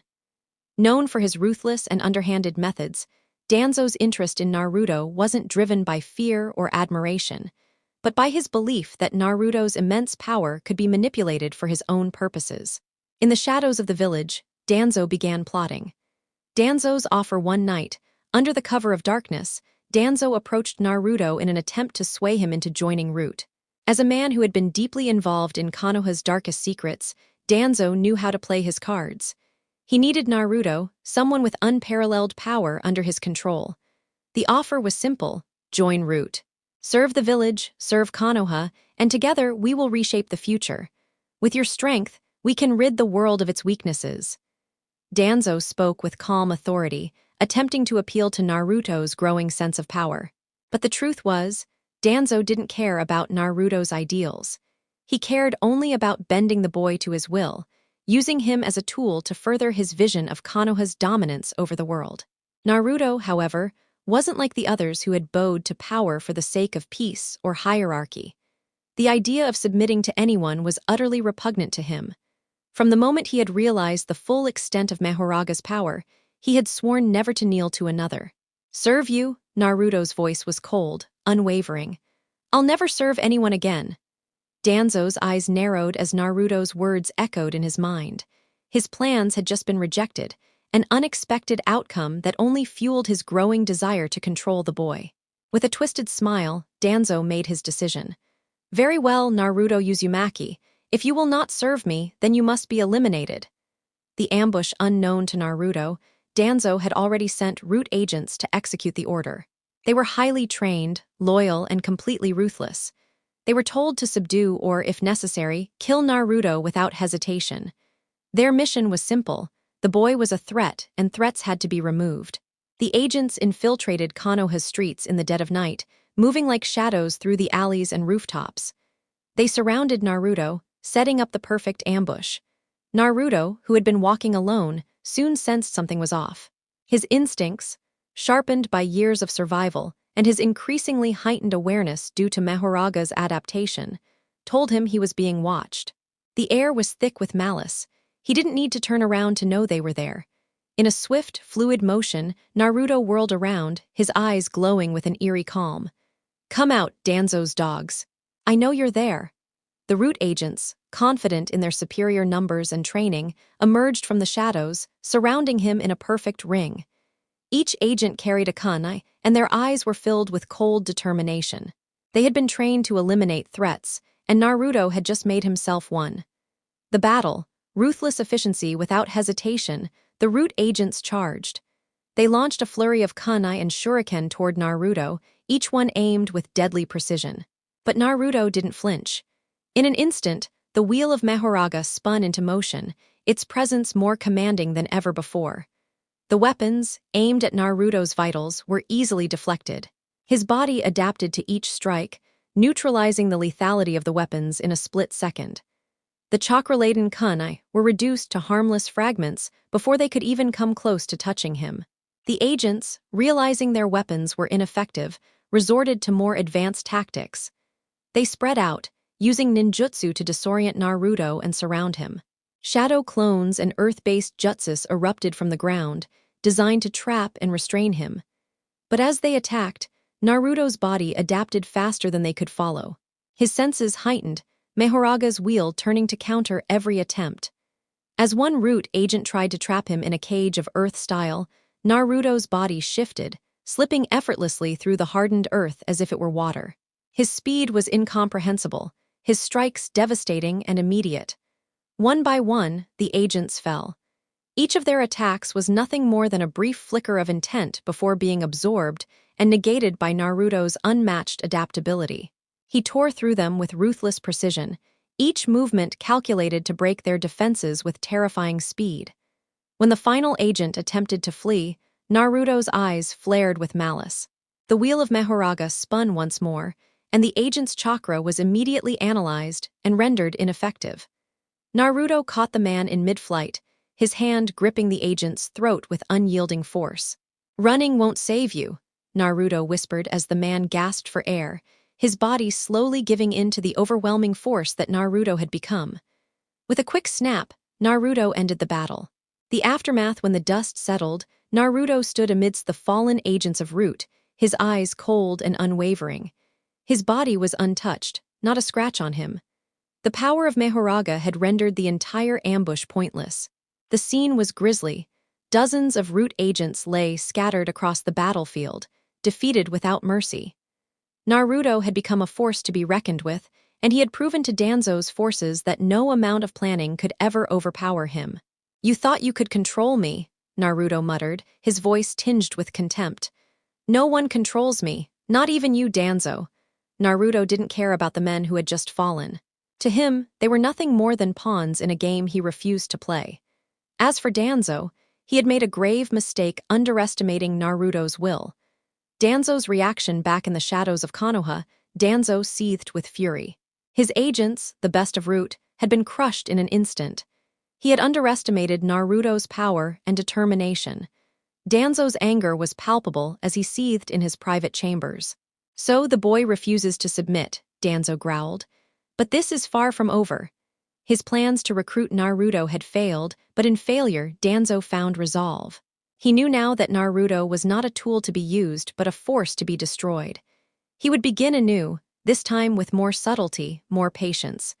For Naruto, the battle with Root was just another step on his path to dominance. The more powerful enemies that came for him, the more his power would grow. And soon, the entire world would bow to him, whether they wanted to or not. As he stood over the bodies of the fallen agents, Naruto's lips curled into a cold smile.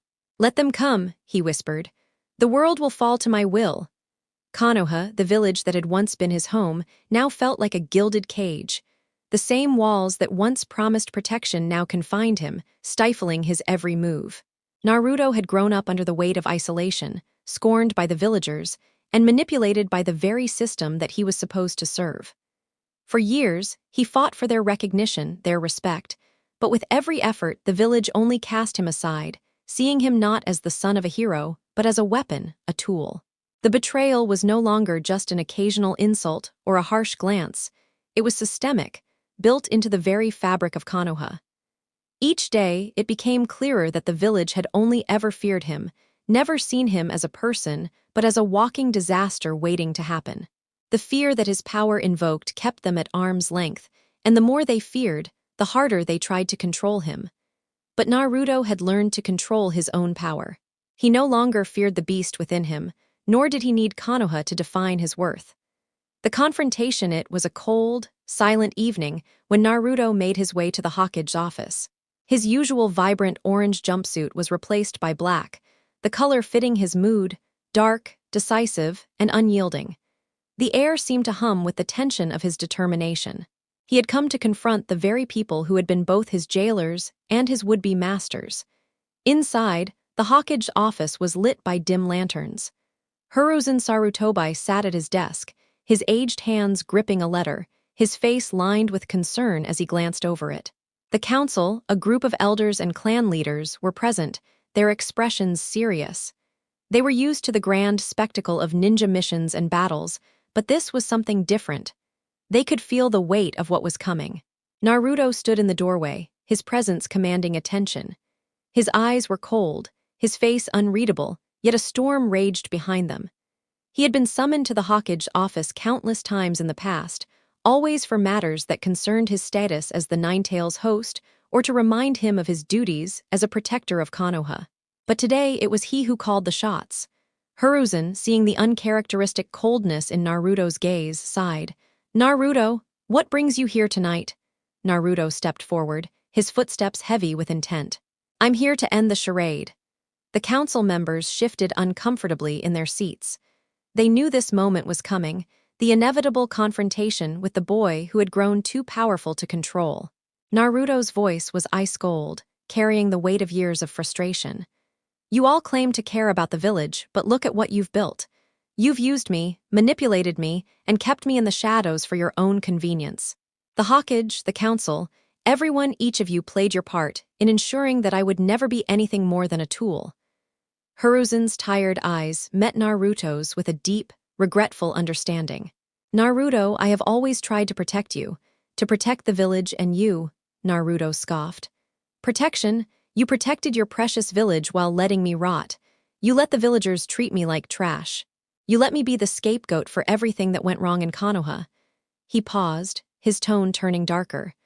"The only reason I'm still here, standing before you, is because I'm too powerful to break.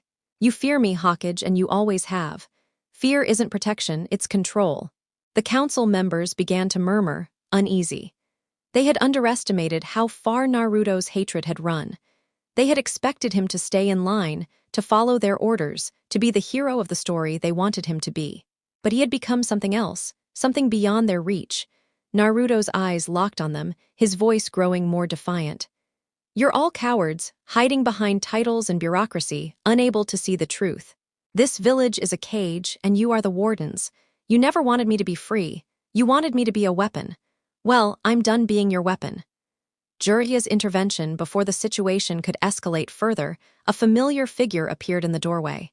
Jiraiya, the Sannin, Naruto's former mentor and one of the few who had always shown some semblance of kindness, stood there, his face a mixture of concern and resolve.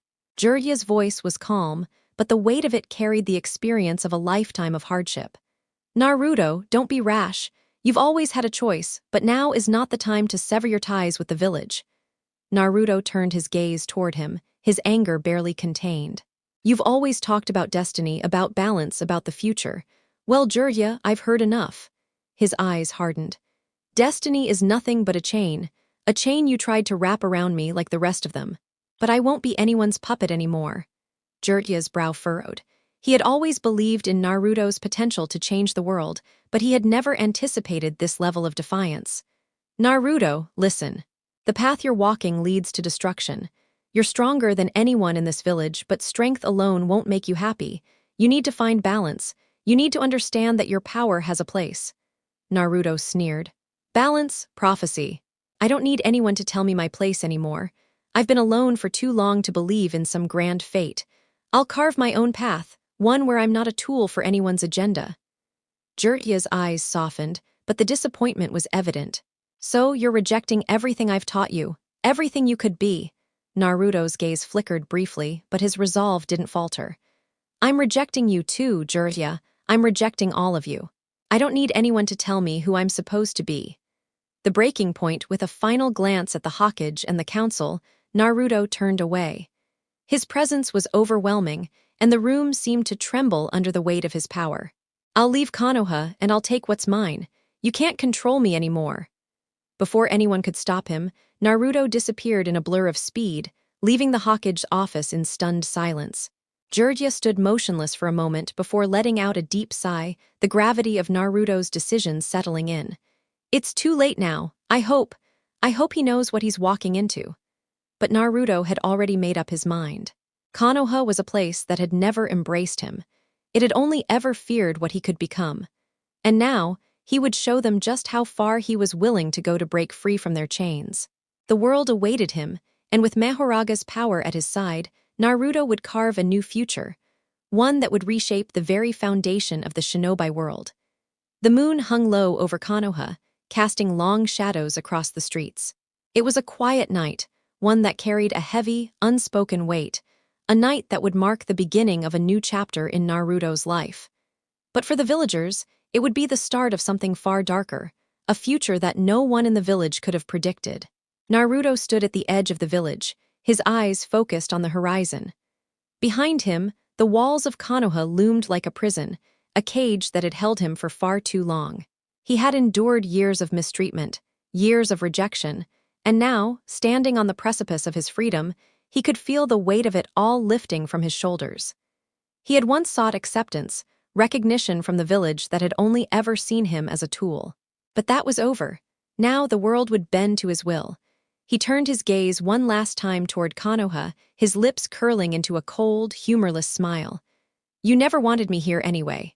So why should I stay?" Without another word, he disappeared into the night, leaving the village behind and his future wide open before him. Shockwaves through Konoha, the morning light broke over the village, its golden rays casting warmth over the streets. But as the sun rose, an unsettling sense of dread began to spread. Word quickly spread through the village that Naruto had vanished. At first, people thought it was just another one of his pranks or a temporary disappearance. But as the hours passed, it became clear Naruto was gone for good. The Hokage's office was in turmoil. Hiruzen Sarutobi stood by the window, his hands clasped behind his back, staring out over the village.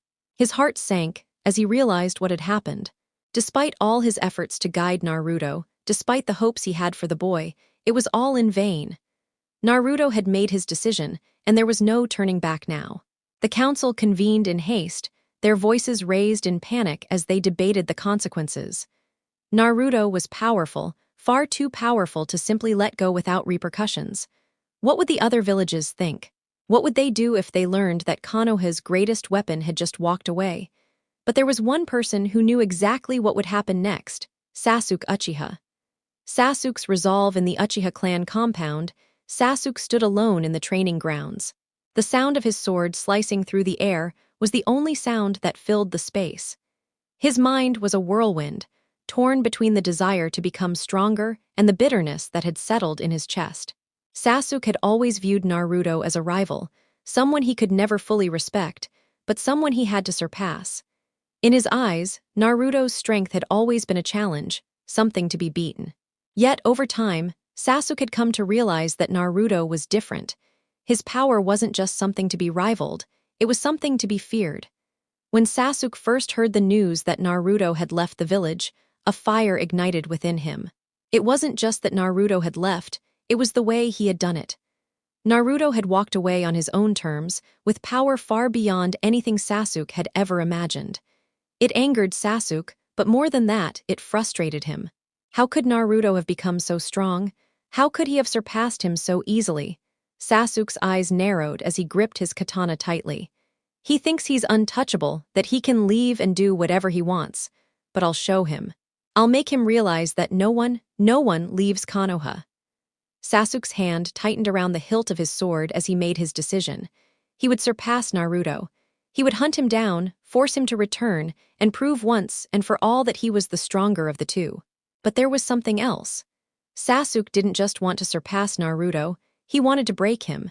If Naruto thought he could leave the village and become a god, then Sasuk would be the one to bring him back to reality. No one leaves Konoha. No one becomes a king without paying the price. Naruto's path ahead, Naruto's departure had not been quiet. He hadn't simply vanished into the night.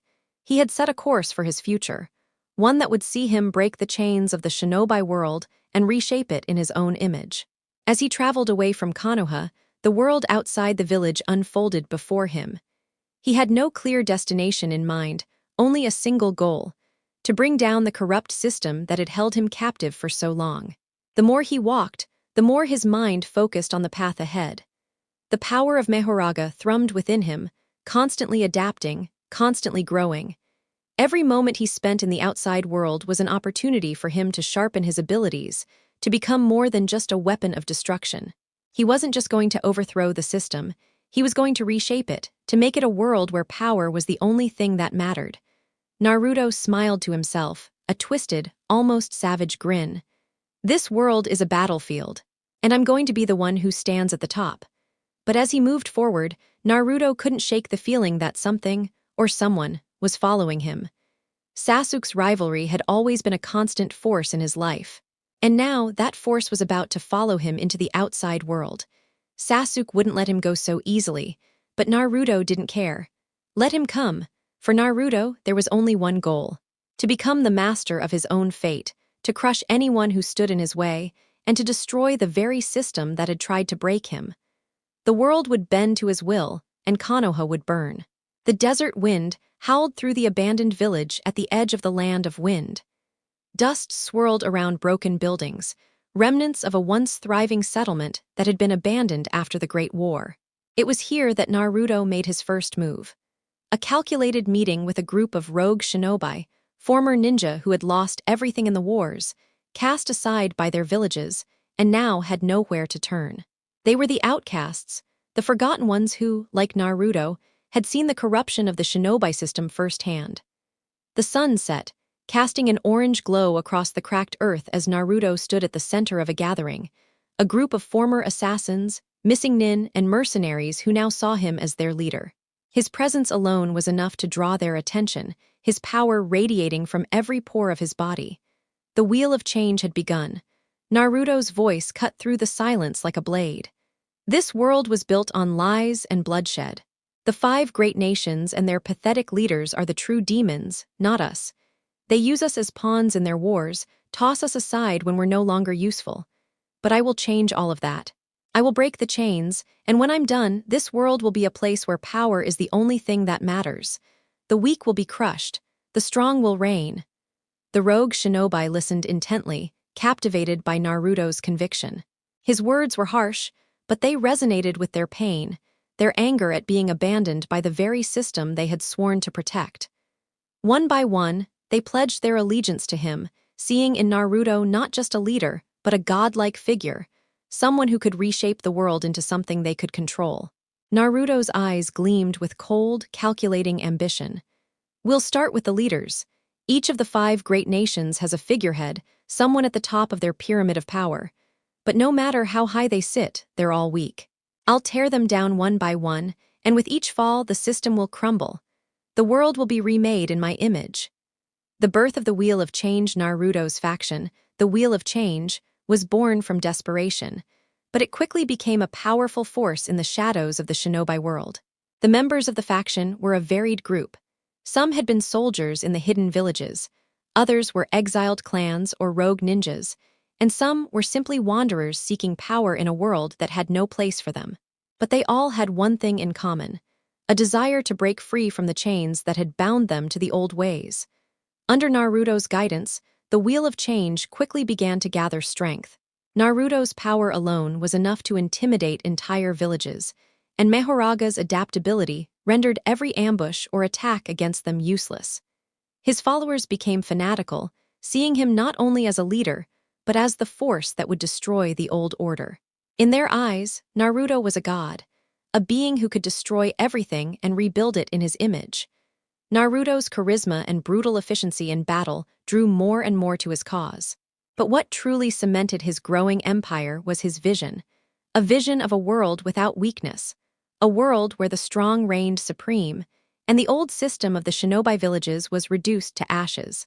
He began to handpick his lieutenants, rogue shinobi who had proven themselves in battle, men and women who understood the value of power. These were not just subordinates, they were his generals, each one given a specific mission to weaken the 5 great nations and their respective villages. The power Naruto wielded through Mahoraga only amplified his reach, and soon, the tremors of his actions were felt across the land. The first target, the hidden leaf Naruto's first true target, was Konoha itself, the very village that had cast him aside. It was the symbol of everything wrong with the shinobi system, a village of hypocrisy, corruption, and false pretenses. His first move was surgical. He had spies within the village, people who were loyal to his cause. He sent a message to Konoha's leadership, a warning. The time of your rule is over. You will submit, or you will be destroyed. The council and the Hokage immediately went into high alert, aware of the growing threat outside their walls. However, Naruto's faction was not some simple band of rogue ninjas. They were well-organized and powerful, and each attack they launched against Konoha's defenses was a calculated strike aimed at destabilizing the village from within. Naruto wasn't looking for a direct confrontation, at least not yet. He wanted to dismantle Konoha's power structure, to create cracks in the foundation before the final blow. Sasuk, still pursuing Naruto, was caught in the crossfire. But Naruto, now fully aware of Sasuk's obsession with surpassing him, saw his former rival as both a potential ally and an obstacle. "Sasuk, if you want to stop me, you'll have to do more than chase me. You'll have to change the world, just like I am." Targeting the other villages while Konoha remained a focus, Naruto knew that his ultimate goal required him to dismantle the entire shinobi world. His next target was the Hidden Mist. The village was known for its brutal tactics and mistreatment of its people, but it also had valuable resources and connections with the other villages, making it a key target in his campaign of destruction. Naruto sent his most trusted generals to handle the operation, each given orders to destroy critical infrastructure and assassinate key leaders. His faction attacked with precision, wiping out the village's higher-ups and forcing the remaining forces to fall in line. It wasn't just a physical takeover, it was a psychological one. Naruto was showing the world that he was a force to be reckoned with. As each of the 5 great nations began to feel the pressure, whispers of Naruto's rise spread like wildfire. The leaders of the remaining villages began to realize they were facing something unlike anything the shinobi world had seen before. Naruto wasn't just an outlaw or a rogue ninja. He was the herald of change, and that change would sweep across the nations with unrelenting force. The growing power of the wheel Naruto stood on a cliff, overlooking the ruins of a village he had just conquered. His followers gathered below, chanting his name. The Wheel of Change was no longer just a group of disgruntled shinobi. It had become a movement, an ideology that called for the destruction of the old world and the rise of a new order. "This world is broken," Naruto murmured to himself, watching the sunset. "But it won't be for much longer. We'll break their systems, we'll remake it all, and when it's done, no one will ever be able to stop us." As the sun dipped below the horizon, the faint sound of his followers' chants echoed in the distance, a reminder that the world was changing, one village at a time. The world had shifted under Naruto's rule. Nations trembled at his rise, and the once-proud shinobi system began to crumble under the relentless assault of his faction, the Wheel of Change. Yet the villages would not go down without a fight. The remnants of the shinobi world's old guard, those who had once been Naruto's comrades, mentors, and friends, were called upon to stop him. The first of these clashes came when Kakashi, Sakura, and several other former Konoha shinobi were dispatched to stop the rogue force.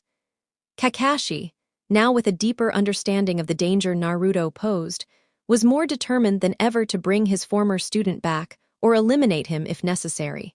He led his team into enemy territory, knowing full well the cost of failure would be devastating. Naruto, standing at the head of his growing faction, awaited them calmly. His body was a presence that exuded power, and his eyes gleamed with cold determination. Mahoraga's wheel spun silently within him, ready to neutralize any threat. "Kakashi," Naruto called out, his voice steady and unwavering, "you always thought I was just a kid, didn't you? A joke. Well, now you know, this is the world I will reshape. And you're too weak to stop me." Kakashi's Sharingan flared to life, but Naruto's power was beyond what he had prepared for. Mahoraga's adaptation was like an unseen force, countering everything Kakashi threw at him. Every kunai, every jutsu was rendered useless, disintegrated, or absorbed into the power of Mahoraga. It was clear that the battle would be a one-sided affair. Kakashi's squad made one final, desperate attempt to overpower Naruto, but their efforts were futile. Sakura's enhanced strength, the culmination of her training, was useless against the might of Mahoraga. Naruto effortlessly evaded or nullified every attack. One by one, the members of the squad were left exhausted, bloodied, and broken, but none were fatally wounded. Kakashi, realizing they stood no chance, gave the order to retreat. "We can't stop him, Sakura," Kakashi muttered, his voice heavy with defeat. "Not like this. We need a better plan." Naruto watched them retreat without a word, his expression hardening with every step they took. They were his family, his friends, but now they were enemies, weaklings who couldn't see the truth. Sasuk's challenge, the real confrontation, came soon after. Sasuk, still burning with the need to surpass Naruto, arrived at the front lines alone, his Sharingan blazing. There was no hesitation in his eyes, only a cold, burning rage. His heart, already torn by betrayal and the fall of his clan, could no longer afford to sit idly by while Naruto destroyed the world he had once sought to protect. "Naruto," Sasuk called out, his voice filled with venom. "I won't let you destroy everything. You think you're some god, but I'll stop you. I'll be the one to end this." Naruto turned slowly, his cold eyes locking onto Sasuk. "You really think you can stop me, Sasuk?" Naruto asked, his voice dark and unfeeling. "You've been chasing me your entire life, but you're still nothing more than a shadow. Weak. Pathetic," the words stung, but Sasuk's pride would not allow him to back down. "I don't need your pity. I'll kill you myself if that's what it takes." The battle that ensued was nothing short of cataclysmic. Sasuk unleashed the full might of his abilities, using his Sharingan and Rinnegan to cast illusions, control the flow of time, and manipulate space. His techniques were powerful, his strategies ruthless. But every strike he made, every jutsu he cast, was met with Naruto's uncanny ability to adapt. Mahoraga's wheel turned faster, compensating for Sasuk's speed, neutralizing the Rinnegan's gravity-altering effects, and rendering the Sharingan's genjutsu ineffective. Sasuk unleashed his full arsenal. The Chidori, the Amaterasu flames, and the power of the Rinnegan, each attack more devastating than the last. But Naruto was already several steps ahead. He adapted with cold precision, avoiding each blow and countering with his own brutal force. Sasuk's hatred, his desperate need to prove himself, drove him forward. He summoned the last remnants of his strength, transforming his body with the cursed energy he had obtained through Orochimaru's influence. Sasuk and Naruto collided with the force of a hurricane, their blows creating shockwaves that shattered the ground beneath them. Naruto's face remained impassive as Sasuk landed a brutal punch to his stomach, but it was quickly absorbed by Mahoraga's adaptation. Sasuk's final, fateful attempt to end the battle came when he activated his ultimate technique, a combination of Amaterasu and Chidori, aiming directly for Naruto's heart. But even this failed. Mahoraga's adaptation absorbed the energy, rendering the strike useless, and before Sasuk could react, Naruto struck back. With a single, devastating blow, Naruto shattered Sasuk's rib cage, leaving him bloodied and on the verge of death. Sasuk collapsed to the ground, gasping for breath. Naruto stood over him, his eyes cold and unfeeling. "I told you, Sasuk," Naruto said, his voice devoid of any emotion. "You'll never surpass me, you're too weak. I'm the one who will change this world." The aftermath of Sasuk's defeat, Sasuk lay broken on the ground, his body battered and his spirit shattered. He had always viewed Naruto as a rival, as a necessary obstacle to his own power. But now he saw the truth. Naruto was no longer the foolish, naive boy he had once known. He was something else entirely, something far beyond Sasuk's comprehension. Naruto turned his back on Sasuk, leaving him there defeated and broken. He had no time for weakness. The world had to be remade, and he would be the one to shape it. As Sasuk's breathing slowed, his mind raced with thoughts of revenge. But deep down, he knew it wasn't over yet. Naruto's rise might be unstoppable for now, but Sasuk wasn't ready to give up. Not yet. But for now, Naruto had won. The shinobi world, broken and desperate, would soon be his to control. The Akatsuki, a shadowy organization of rogue ninja with their own plans for the world, had long observed Naruto's rise with a mixture of awe and fear. Initially, they viewed him as a potential asset, someone whose power could be harnessed for their own ambitions. However, as Naruto's might grew, it became clear that he posed a threat to the very ideals the Akatsuki sought to manipulate. Pain, the leader of the Akatsuki, took it upon himself to challenge Naruto. He saw Naruto's power as an obstacle to his vision of world peace through force, and believed that only by defeating Naruto could he demonstrate his own supremacy and reshape the world in his image. Nagato, having inherited the power of the Rinnegan, believed himself to be the true god of the shinobi world. But against Mahoraga's adaptation, even the powers of the Rinnegan would fall short. Itachi's arrival, Itachi Uchiha, a man marked by tragedy, was sent to test Naruto first. He had always been a figure of mystery and intrigue to Naruto, his past and motivations clouded in secrecy. But Naruto had no illusions about Itachi. He could see the desperation in his eyes, the man driven by guilt and unresolved pain. But Naruto wasn't interested in saving anyone. He was focused on his own vision, one where no god, Not even the former Uchiha prodigy could stand in his way. Itachi attacked with a deadly combination of genjutsu, fire-style techniques, and the feared Amaterasu flames. The flames burned with a heat that could reduce even the toughest shinobi to ash. But Naruto, now fully attuned to Mahoraga's power, felt no fear. The wheel of adaptation turned. The Amaterasu flames, so intense and dangerous to most, were absorbed by Mahoraga's innate resistance, burning away harmlessly before they even touched Naruto. "Is this all?" Naruto mocked, as he moved effortlessly through the battle. His body was unscathed as he dodged and countered, overwhelming Itachi with raw power. "You think you can defeat me with illusions and fire? I am beyond your reach." Itachi's eyes widened as Naruto's fists shattered his illusions, breaking the Tsukuyomi without so much as a flinch. The genjutsu couldn't trap him, and the flames couldn't burn him. With a devastating punch, Naruto sent Itachi crashing into the ground, breaking his will and his body. "This is your fate, Itachi," Naruto said coldly. "You can't save anyone. You can't even save yourself." Pain's challenge after Itachi's defeat, Pain, the self-proclaimed god of the shinobi world, arrived to deal with Naruto. He had heard the rumors, the stories of a boy who could adapt to anything, who was untouchable by conventional means. Pain didn't believe it. He believed in his own power and the power of his 6 bodies, which could use the Rinnegan's vast array of techniques to bend the world to his will. Pain attacked Naruto with everything he had, unleashing his full arsenal of powerful jutsu.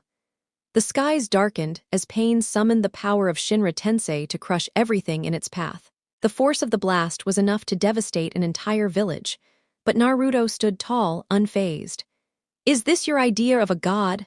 Naruto sneered, his voice rising above the chaos.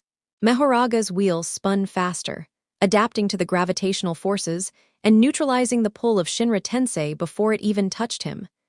Naruto's feet remained firmly planted on the ground, untouched by Pain's technique. Pain, stunned by the lack of effect, attempted to control the battlefield using Chibaku Tensei, gathering gravitational forces to trap Naruto in a massive sphere of rock and debris. The sky itself seemed to cave in around them. But once again, Mahoraga's adaptation rendered the technique useless. The sphere of rock shattered, unable to contain Naruto's will. Naruto leaped into the air, his voice now a booming declaration. "You are nothing but a puppet of your own broken ideals. There is no god who can defeat me." With a single strike, Naruto shattered the remaining bodies of Pain and confronted Nagato, the true man behind the mask. Nagato, now weakened from his use of the Rinnegan's powers, tried to beg for his life, offering Naruto a chance to join him in his quest for peace. "Peace?" Naruto scoffed. "There is no peace in a world that is broken beyond repair. You, like the others, are just blind to the truth. You think I'm the problem? No, it's your ideals that are the problem." With a brutal series of punches, Naruto ended Nagato's reign, severing the last remnant of the Akatsuki's leadership. As Nagato's body crumbled, Naruto turned his back, already focused on the next stage of his journey. The Akatsuki falls one by one. The Akatsuki fell in the face of Naruto's relentless march. Kasame, the shark-faced rogue from the hidden mist, attempted to challenge him with his sword, Samehada, and the power of the 7 ninja swordsmen. But even Kasame's ability to absorb chakra was no match for Mahoraga's adaptation, and the battle ended with Kasame's swift defeat. Naruto's vision of a new world, free from the tyranny of the Akatsuki and the corrupt systems that had controlled the shinobi world for so long, was becoming a reality. And as each member of the Akatsuki fell, one by one, the world grew darker and more uncertain. The only certainty left was that Naruto's power was unparalleled.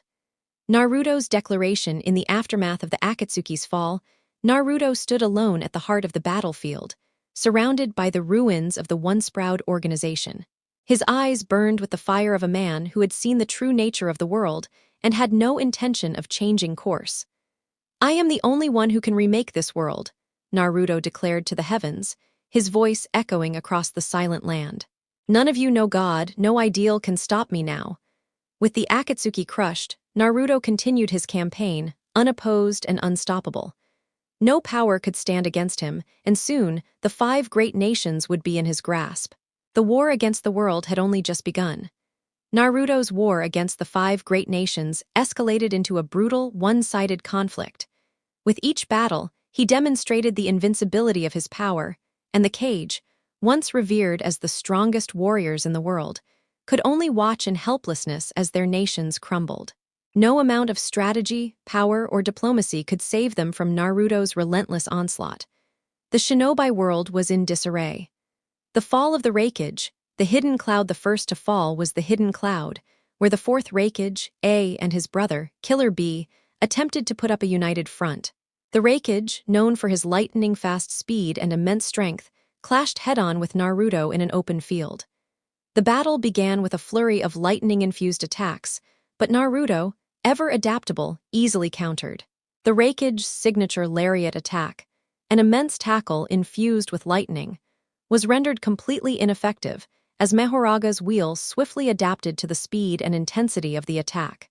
Naruto dodged effortlessly, then retaliated with a devastating punch that sent the Raikage hurtling through the air, crashing into the earth with an impact that shattered the ground beneath them. "This is the might of the Raikage," Naruto taunted, stepping forward as the fallen leader struggled to stand. "You are nothing." Despite A's desperate efforts to summon Lightning Release, Lightning Beast mode to counter Naruto's overwhelming power, Mahoraga adapted to the electrical assault, nullifying it entirely. With a single thrust of his hand, Naruto shattered the Raikage's defenses, forcing him into submission. Killer B attempted to use his Biju, the Eight Tails, but even that was futile. Naruto's absolute power proved too much, and soon, the Hidden Cloud's defenses were shattered. The Raikage lay on the ground, defeated, while Naruto crushed the symbol of the Lightning Village beneath his heel. "Your time is over," Naruto declared coldly, leaving the village in ruins. The fall of Ōtsutsuki, the hidden stone. Next was the hidden stone, where Anoki, the third Ōtsutsuki, stood as the last defense of his land. Anoki, a master of earth release and the wielder of the particle style, one of the deadliest techniques known, was considered a living legend, capable of destroying mountains with his jutsu. But Naruto's adaptation was beyond anything Anoki could have prepared for. Anoki's first attack was a massive particle style, atomic dismantling jutsu, which had the power to obliterate anything it touched. Yet Mahoraga, ever-evolving, adapted to the atomic-level destruction and absorbed the attack without even flinching. Anoki's face twisted in disbelief as his strongest technique failed to leave a mark on Naruto. Naruto stepped forward, his expression cold and merciless. "Is this the best you can do, Ōtsutsuki?" Anoki tried to use his flight technique to gain the high ground, but Mahoraga adapted to the shifting gravitational forces, allowing Naruto to launch himself into the air without effort. With a single, crushing strike, Naruto overwhelmed Anoki, breaking through his defenses and sending the Ōtsutsuki crashing back to the earth below. Despite his age and experience, Anoki had nothing left to give. "The shinobi world is crumbling," Anoki muttered weakly, realizing his inevitable fate. "And there's no stopping you." Naruto offered no response, simply raising his fist to crush the hidden stone's symbol. Anoki's final moments were marked by the destruction of the village and the fall of another cage. The fall of the Mizukage, the hidden mist in the hidden mist, Mei Terumi, the fifth Mizukage, awaited Naruto's arrival with a strategy built around her powerful lava and boil release techniques, which were capable of melting and dissolving anything they touched. But again, Mahoraga's adaptive nature rendered her techniques useless. Mei's acid-covered attacks and boiling lava cascades met their match in the unyielding force of Mahoraga, whose adaptation neutralized them before they could land a blow. Naruto confronted Mei with an air of superiority. "You can try your best, but in the end, it's futile. Your ideals can't protect your people from me." Mei's battle with Naruto was fierce, but she couldn't match the raw power of his abilities. The lava release, melting apparition was neutralized, and even her boil release, unholy resurrection, was adapted to by Mahoraga, rendering the attack harmless. Her last-ditch attempt to summon the 5 Kiri blades ended in failure as Naruto effortlessly overpowered her, his strikes breaking through her defenses and landing critical blows. With Mei defeated, Naruto obliterated the symbol of the hidden mist, leaving nothing but smoke and ash in his wake. The fall of the Hokage, the hidden leaf finally, the village that had once called him a demon, the hidden leaf stood as the last bastion of the old order. The fifth Hokage, Tsunade, stood ready to defend the village against Naruto's onslaught, alongside the elite forces of Konoha. But Tsunade's medical ninjutsu and monstrous strength could not stand against the vast power of Mahoraga. Tsunade's attempts to use strength of 100 seals failed when Mahoraga adapted to her chakra flow, nullifying her enhanced strength. The entire village fought back with everything they had. Sasuk and Sakura, the remaining members of Team 7, joined the defense, but it was no use. Sasuk's Chidori and Amaterasu couldn't land a hit, and Sakura's strength of 100 couldn't match Naruto's overwhelming might. In a brutal confrontation with Tsunade, Naruto delivered a crushing blow to the Hokage, knocking her unconscious before turning to the village. With a cold, dispassionate gaze, Naruto saw the last of the great nations trembling before him. "This village, like the rest, is nothing but a relic of a broken system," Naruto said, his voice filled with disdain. "It's time for a new world." With that, Naruto destroyed the symbol of the hidden leaf, erasing the last vestige of the old order. The world falls silent. The 5 great nations had fallen, their cage defeated, their once proud villages reduced to ruins. As Naruto stood atop the broken remnants of the shinobi world, he felt a strange calm wash over him. "I've done it. I've shattered the system," Naruto thought, his heart cold and unfeeling. Now there was no one left to challenge him. The world had been remade in his image, a world that would bend to his will. The war against the old system was over, and the world awaited its new ruler, the one who would shape it from the ashes of the past.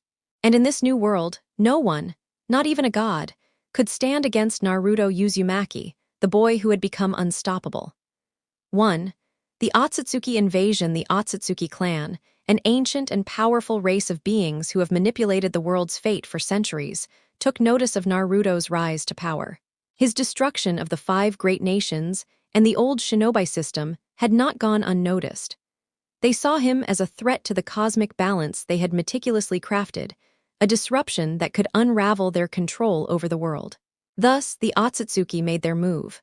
The first encounter, Momoshiki and Kinshiki. Momoshiki Ōtsutsuki, a towering figure of immense power, along with his loyal guard Kinshiki, descended from the heavens to challenge Naruto.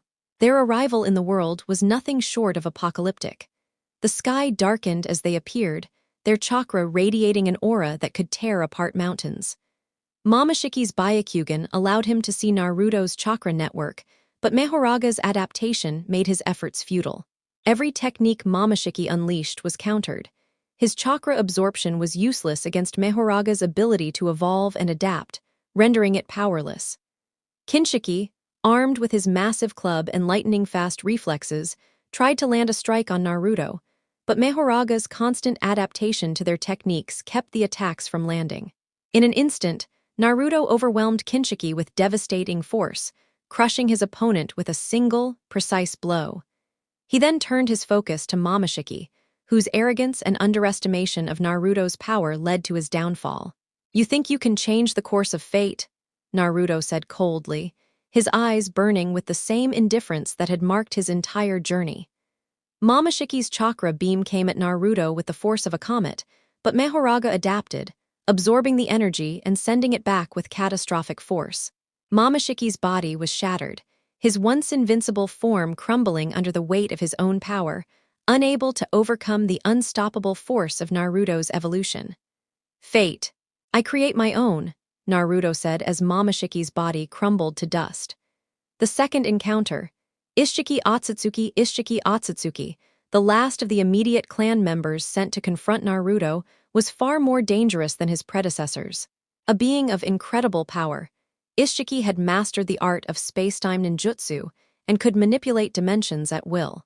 His immense strength and ability to shrink objects and people into near-nothingness were a terrifying challenge, but Naruto was beyond mere challenges. Ishiki's Daikokyuten technique, which allowed him to store and summon objects from another dimension, proved ineffective against Mahoraga's rapid adaptation. No matter what Ishiki threw at Naruto, be it giant projectiles, crushing blows, or dimensional shifts, Naruto's wheel adapted to each and every move. Ishiki's own dimension-based techniques, which had once overwhelmed even the strongest of opponents, faltered against Naruto's limitless power. The battle turned into a war of attrition as Ōtsutsuki tried to force Naruto into a corner. However, each of Ōtsuki's attacks was rendered useless as Mahoraga evolved faster than Ōtsuki could even think. In a final, brutal exchange, Naruto adapted to Ōtsuki's Vajra attacks and crushed the Ōtsutsuki with a blow that shattered his body and spirit. "Your reign is over, Ōtsuki," Naruto said, his eyes burning with the weight of his victory. With Ōtsuki defeated, Naruto looked to the heavens, knowing that the Ōtsutsuki clan had been tested and their fates sealed by his own power. The final encounter. Kaguya Ōtsutsuki, the progenitor of chakra on Earth, the one who had once sought to control the world, now came to challenge Naruto. She arrived from her dimension, her ethereal presence causing the ground beneath her to tremble. Kaguya's abilities were legendary, controlling the very fabric of spacetime, conjuring multiple dimensions, and even manipulating the power of the Shinju tree itself. Naruto, however, was no ordinary shinobi. His power, already beyond the limits of any mortal, was now so immense that Kaguya's dimensional abilities posed little threat to him. As soon as she attempted to open a portal to her dimension, Mahoraga's wheel adapted, creating a barrier that sealed the portal shut. Kaguya's attacks with chakra bones and ice style were rendered useless as Mahoraga adapted, neutralizing every single technique she threw at him. Kaguya attempted to imprison Naruto in her dimension, but Mahoraga's ability to evolve in response to external threats allowed Naruto to adapt, breaking free from her dimension's constraints. Her ability to manipulate chakra fruit and the power of the Shinju tree only seemed to fuel his power further. In a final act of desperation, Kaguya attempted to seal Naruto in an alternate dimension where time and space were altered beyond recognition, but Mahoraga's adaptation nullified this last-ditch effort. Kaguya found herself trapped in her own dimensional prison. The very techniques she had once used to control the world now turned against her. "You were nothing but a pawn in a game you could never understand," Naruto said, his voice full of disdain as Kaguya's form crumbled into nothingness. "This world belongs to me now." Naruto sealed Kaguya in her own dimension, ensuring that her influence would never reach the mortal realm again. He stood atop the ashes of her ambitions, the last of the Ōtsutsuki felled. A new world with the Ōtsutsuki destroyed and their ancient plans thwarted, Naruto stood as the uncontested ruler of the world. The last obstacle in his way had been removed, and there were no more forces left capable of challenging him. The shinobi world, once fractured and ruled by warring factions, was now under his control. Nations had crumbled, the old power structures destroyed, and Naruto, his power now unparalleled, was the only god who remained. The world no longer bent to the will of the Great Cage or the Ōtsutsuki, it bent to him. "A new world," Naruto muttered to himself, standing alone amidst the ruins of his past. "My world." No longer bound by the laws of destiny, the whims of the gods, or the desires of the weak, Naruto had carved his own path. He had destroyed the system, defeated every enemy, and ascended beyond the realms of mortals. The shinobi world was his to shape, and in this new world there would be no more bloodshed, only the cold, unyielding reign of a god. The world had been reshaped, torn apart and rebuilt under Naruto's rule. The once proud shinobi nations now lay in ruins, their leaders defeated and their power structures dismantled. But there was still one final challenge left in Naruto's path: Sasuk Uchiha. The once promised rival, the brotherly bond that had existed between them shattered long ago, now stood at the precipice of their final confrontation. Sasuk had spent years honing his abilities, embracing the power of the Rinnegan and the Sharingan, and had developed a new form of strength that could rival even Naruto's godlike power. He was determined to avenge his clan, defeat his former friend, and take control of the world himself. But Naruto's growing disillusionment with the system, and his brutal conquest of it, had transformed him into something far beyond what Sasuk had once known. The stage is set. The two met on a barren battlefield, the once vibrant forests of Konoha now reduced to ashes in the wake of Naruto's campaign. The air was thick with tension, the sky darkened by the echoes of their past battles and shared history. Sasuk stood, his Rinnegan glowing ominously, his Sharingan flaring to life, its eternal Mangekyo form locked in a fierce, burning gaze. "Sasuk, Naruto, this ends today," His voice was calm but cold, his resolve steely. The weight of everything he had lost and everything he had become hung heavily on his shoulders. In Sasuk's mind, only one could stand at the pinnacle of the shinobi world. Naruto, you think you can stop me? You think you can change this world? You failed before and you'll fail again. His eyes, glowing with a feral intensity, locked onto Sasuk. Despite everything, there was a flicker of something in Naruto's heart. The past, the bond they had shared, was still there, but it was now consumed by a cold, unyielding hunger for power. Let's see who the world belongs to. The battle unleashed. The moment Sasuk moved, the world seemed to tremble. His Chidori crackled with energy, his Amaterasu flames lighting the battlefield with scorching intensity.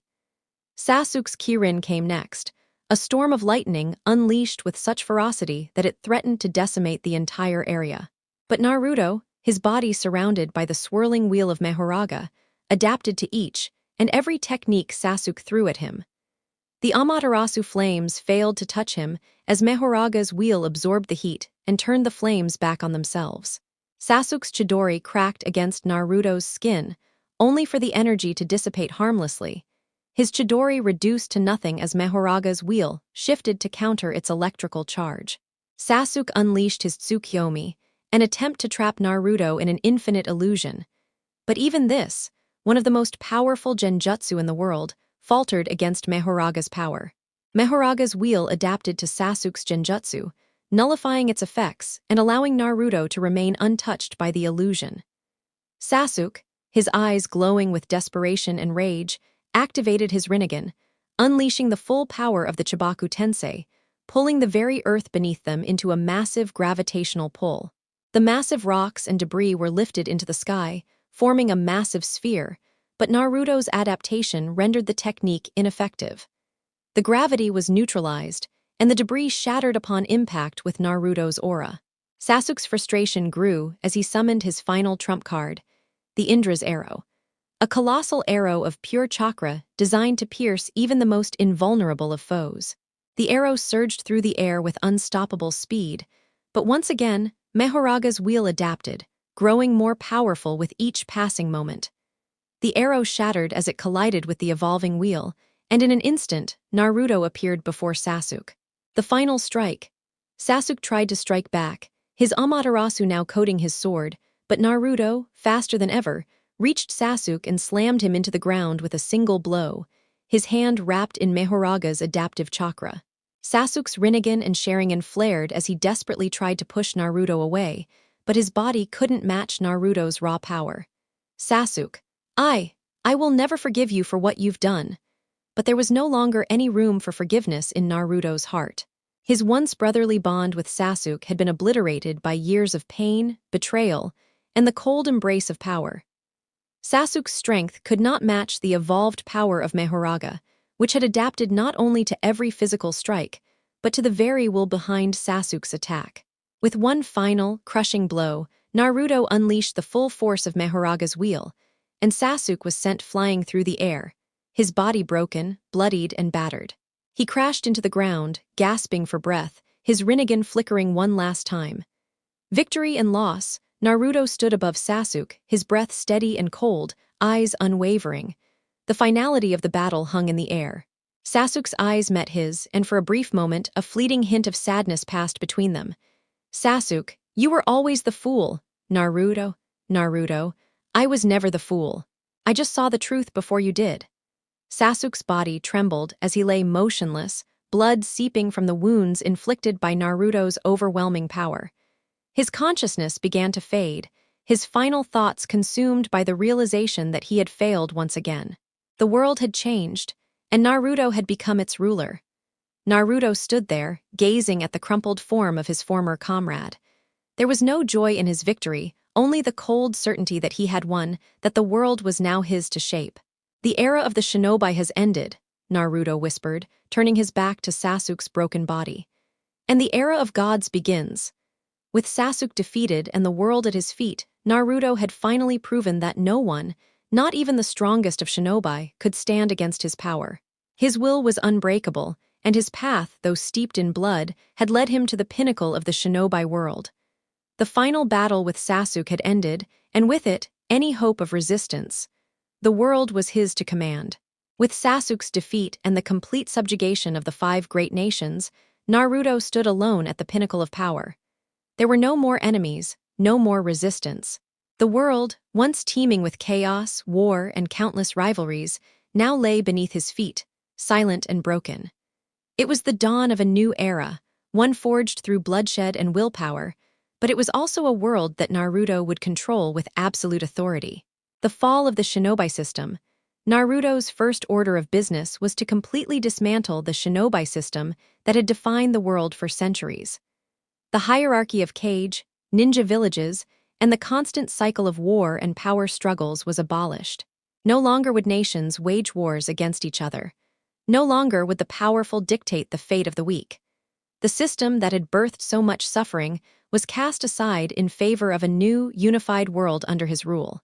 He declared that the era of shinobi had ended. The Shinobi Council was dissolved, and the 5 kage were erased from existence. In their place, Naruto established a single ruling entity, the Wheel of Change, an organization dedicated to overseeing his vision of the world. Naruto's power was absolute, and there was no one left to challenge it. His actions were swift and brutal. Dissidents were crushed, villages that resisted his rule were erased, and those who had once stood in opposition to his ideals were either brought into line or destroyed. Those who came willingly were granted a place in his new world. Those who did not were eradicated, their lands and legacies erased as if they had never existed. Enforced peace. The world, once broken and fractured, was now united, but at a great cost. Peace reigned, but it was not a peace born of harmony. It was a peace forced through Naruto's will, maintained through constant surveillance and overwhelming power. Naruto's rule was one of fear and order. Mahoraga's wheel, his ultimate symbol of control, adapted to every potential threat, no matter how small, ensuring that nothing could ever disrupt his vision of peace. Any semblance of rebellion was snuffed out before it could even take root. But this peace, though unchallenged, came with a price. The freedom that once defined the shinobi world was no more. The people lived in a world where Naruto's voice was the only one that mattered, where dissent was crushed with brutal efficiency. It was a world where individuals could no longer aspire to greatness on their own terms. The system he had abolished had been cruel, yes, but it had also given birth to heroes, legends, and challengers. Now, there was only one. Naruto became the supreme authority, the god of shinobi, as some whispered in the shadows. The whispers of a future where no one would be able to oppose him faded as quickly as they came. Anyone with enough power or influence to resist was swiftly dealt with. A new world order. The borders between the once powerful nations dissolved. Naruto's influence spread across the globe, and his authority was law. In the place of the kage, Naruto appointed loyal followers, his closest allies, those who had served him during his rise, those who saw the world as he did. They were not rulers, but enforcers of his will, ensuring that his laws were carried out without question. In the center of the newly formed village, now simply known as the Wheel, Naruto built a palace, a symbol of his reign. It stood as a monument to his victory and his vision of the future. Inside, the Wheel's inner circle discussed the direction of the world, but Naruto's word was final. There was no need for debate. His path was the only one that mattered. The old shinobi villages that once thrived with unique cultures and traditions were replaced by a standardized world of uniformity. The way of the ninja was no longer celebrated. Those with chakra abilities were now monitored, their every move tracked. Ninja techniques that had once been revered were now tools to maintain order, controlled and standardized for the greater good of the world. A world without conflict. Naruto's world was peaceful, but it was an eerie peace. The streets of former villages were now filled with silent citizens, their lives dictated by the iron fist of Naruto's law. Those who had once fought for ideals and freedom now lived in a world where freedom was no longer needed, because there was no one left to challenge the rules. But even in this world of peace, there were whispers. Whispers of the cost of such peace. The people, though subdued, carried the weight of Naruto's decisions in their hearts. There were no more wars, no more battles to fight, no more heroes to rise. The shinobi system had been eradicated, but at what cost? Would the world remain unchanged, or would the cycle of ambition and resistance begin anew? Naruto's vision. As he stood atop the balcony of his palace, overlooking the world he had remade, Naruto's thoughts were cold and calculated. He had achieved his goal. He had torn down the world that had broken him, and in its place, he had built something stronger, something unyielding. But the weight of his power was heavy. Naruto had never been one to seek peace for peace's sake. He had sought control, not because he desired to rule, but because he believed that only under his vision could the world truly be free of chaos and suffering. His peace was absolute, but it was one that would last as long as he remained at the top. In his mind, this was the only way to ensure that the mistakes of the past would never be repeated. He had done it. He had brought down the corrupt system and forged a new world. Now, with no one left to oppose him, the only question that remained was whether or not the world could truly be happy under such a ruler, or if, in the end, his reign would become the very thing it sought to destroy. For Naruto Uzumaki, the god of shinobi, there was only one truth that mattered. The world now belonged to him. And with that truth came the understanding that no one, no matter their strength, would ever stand against him again.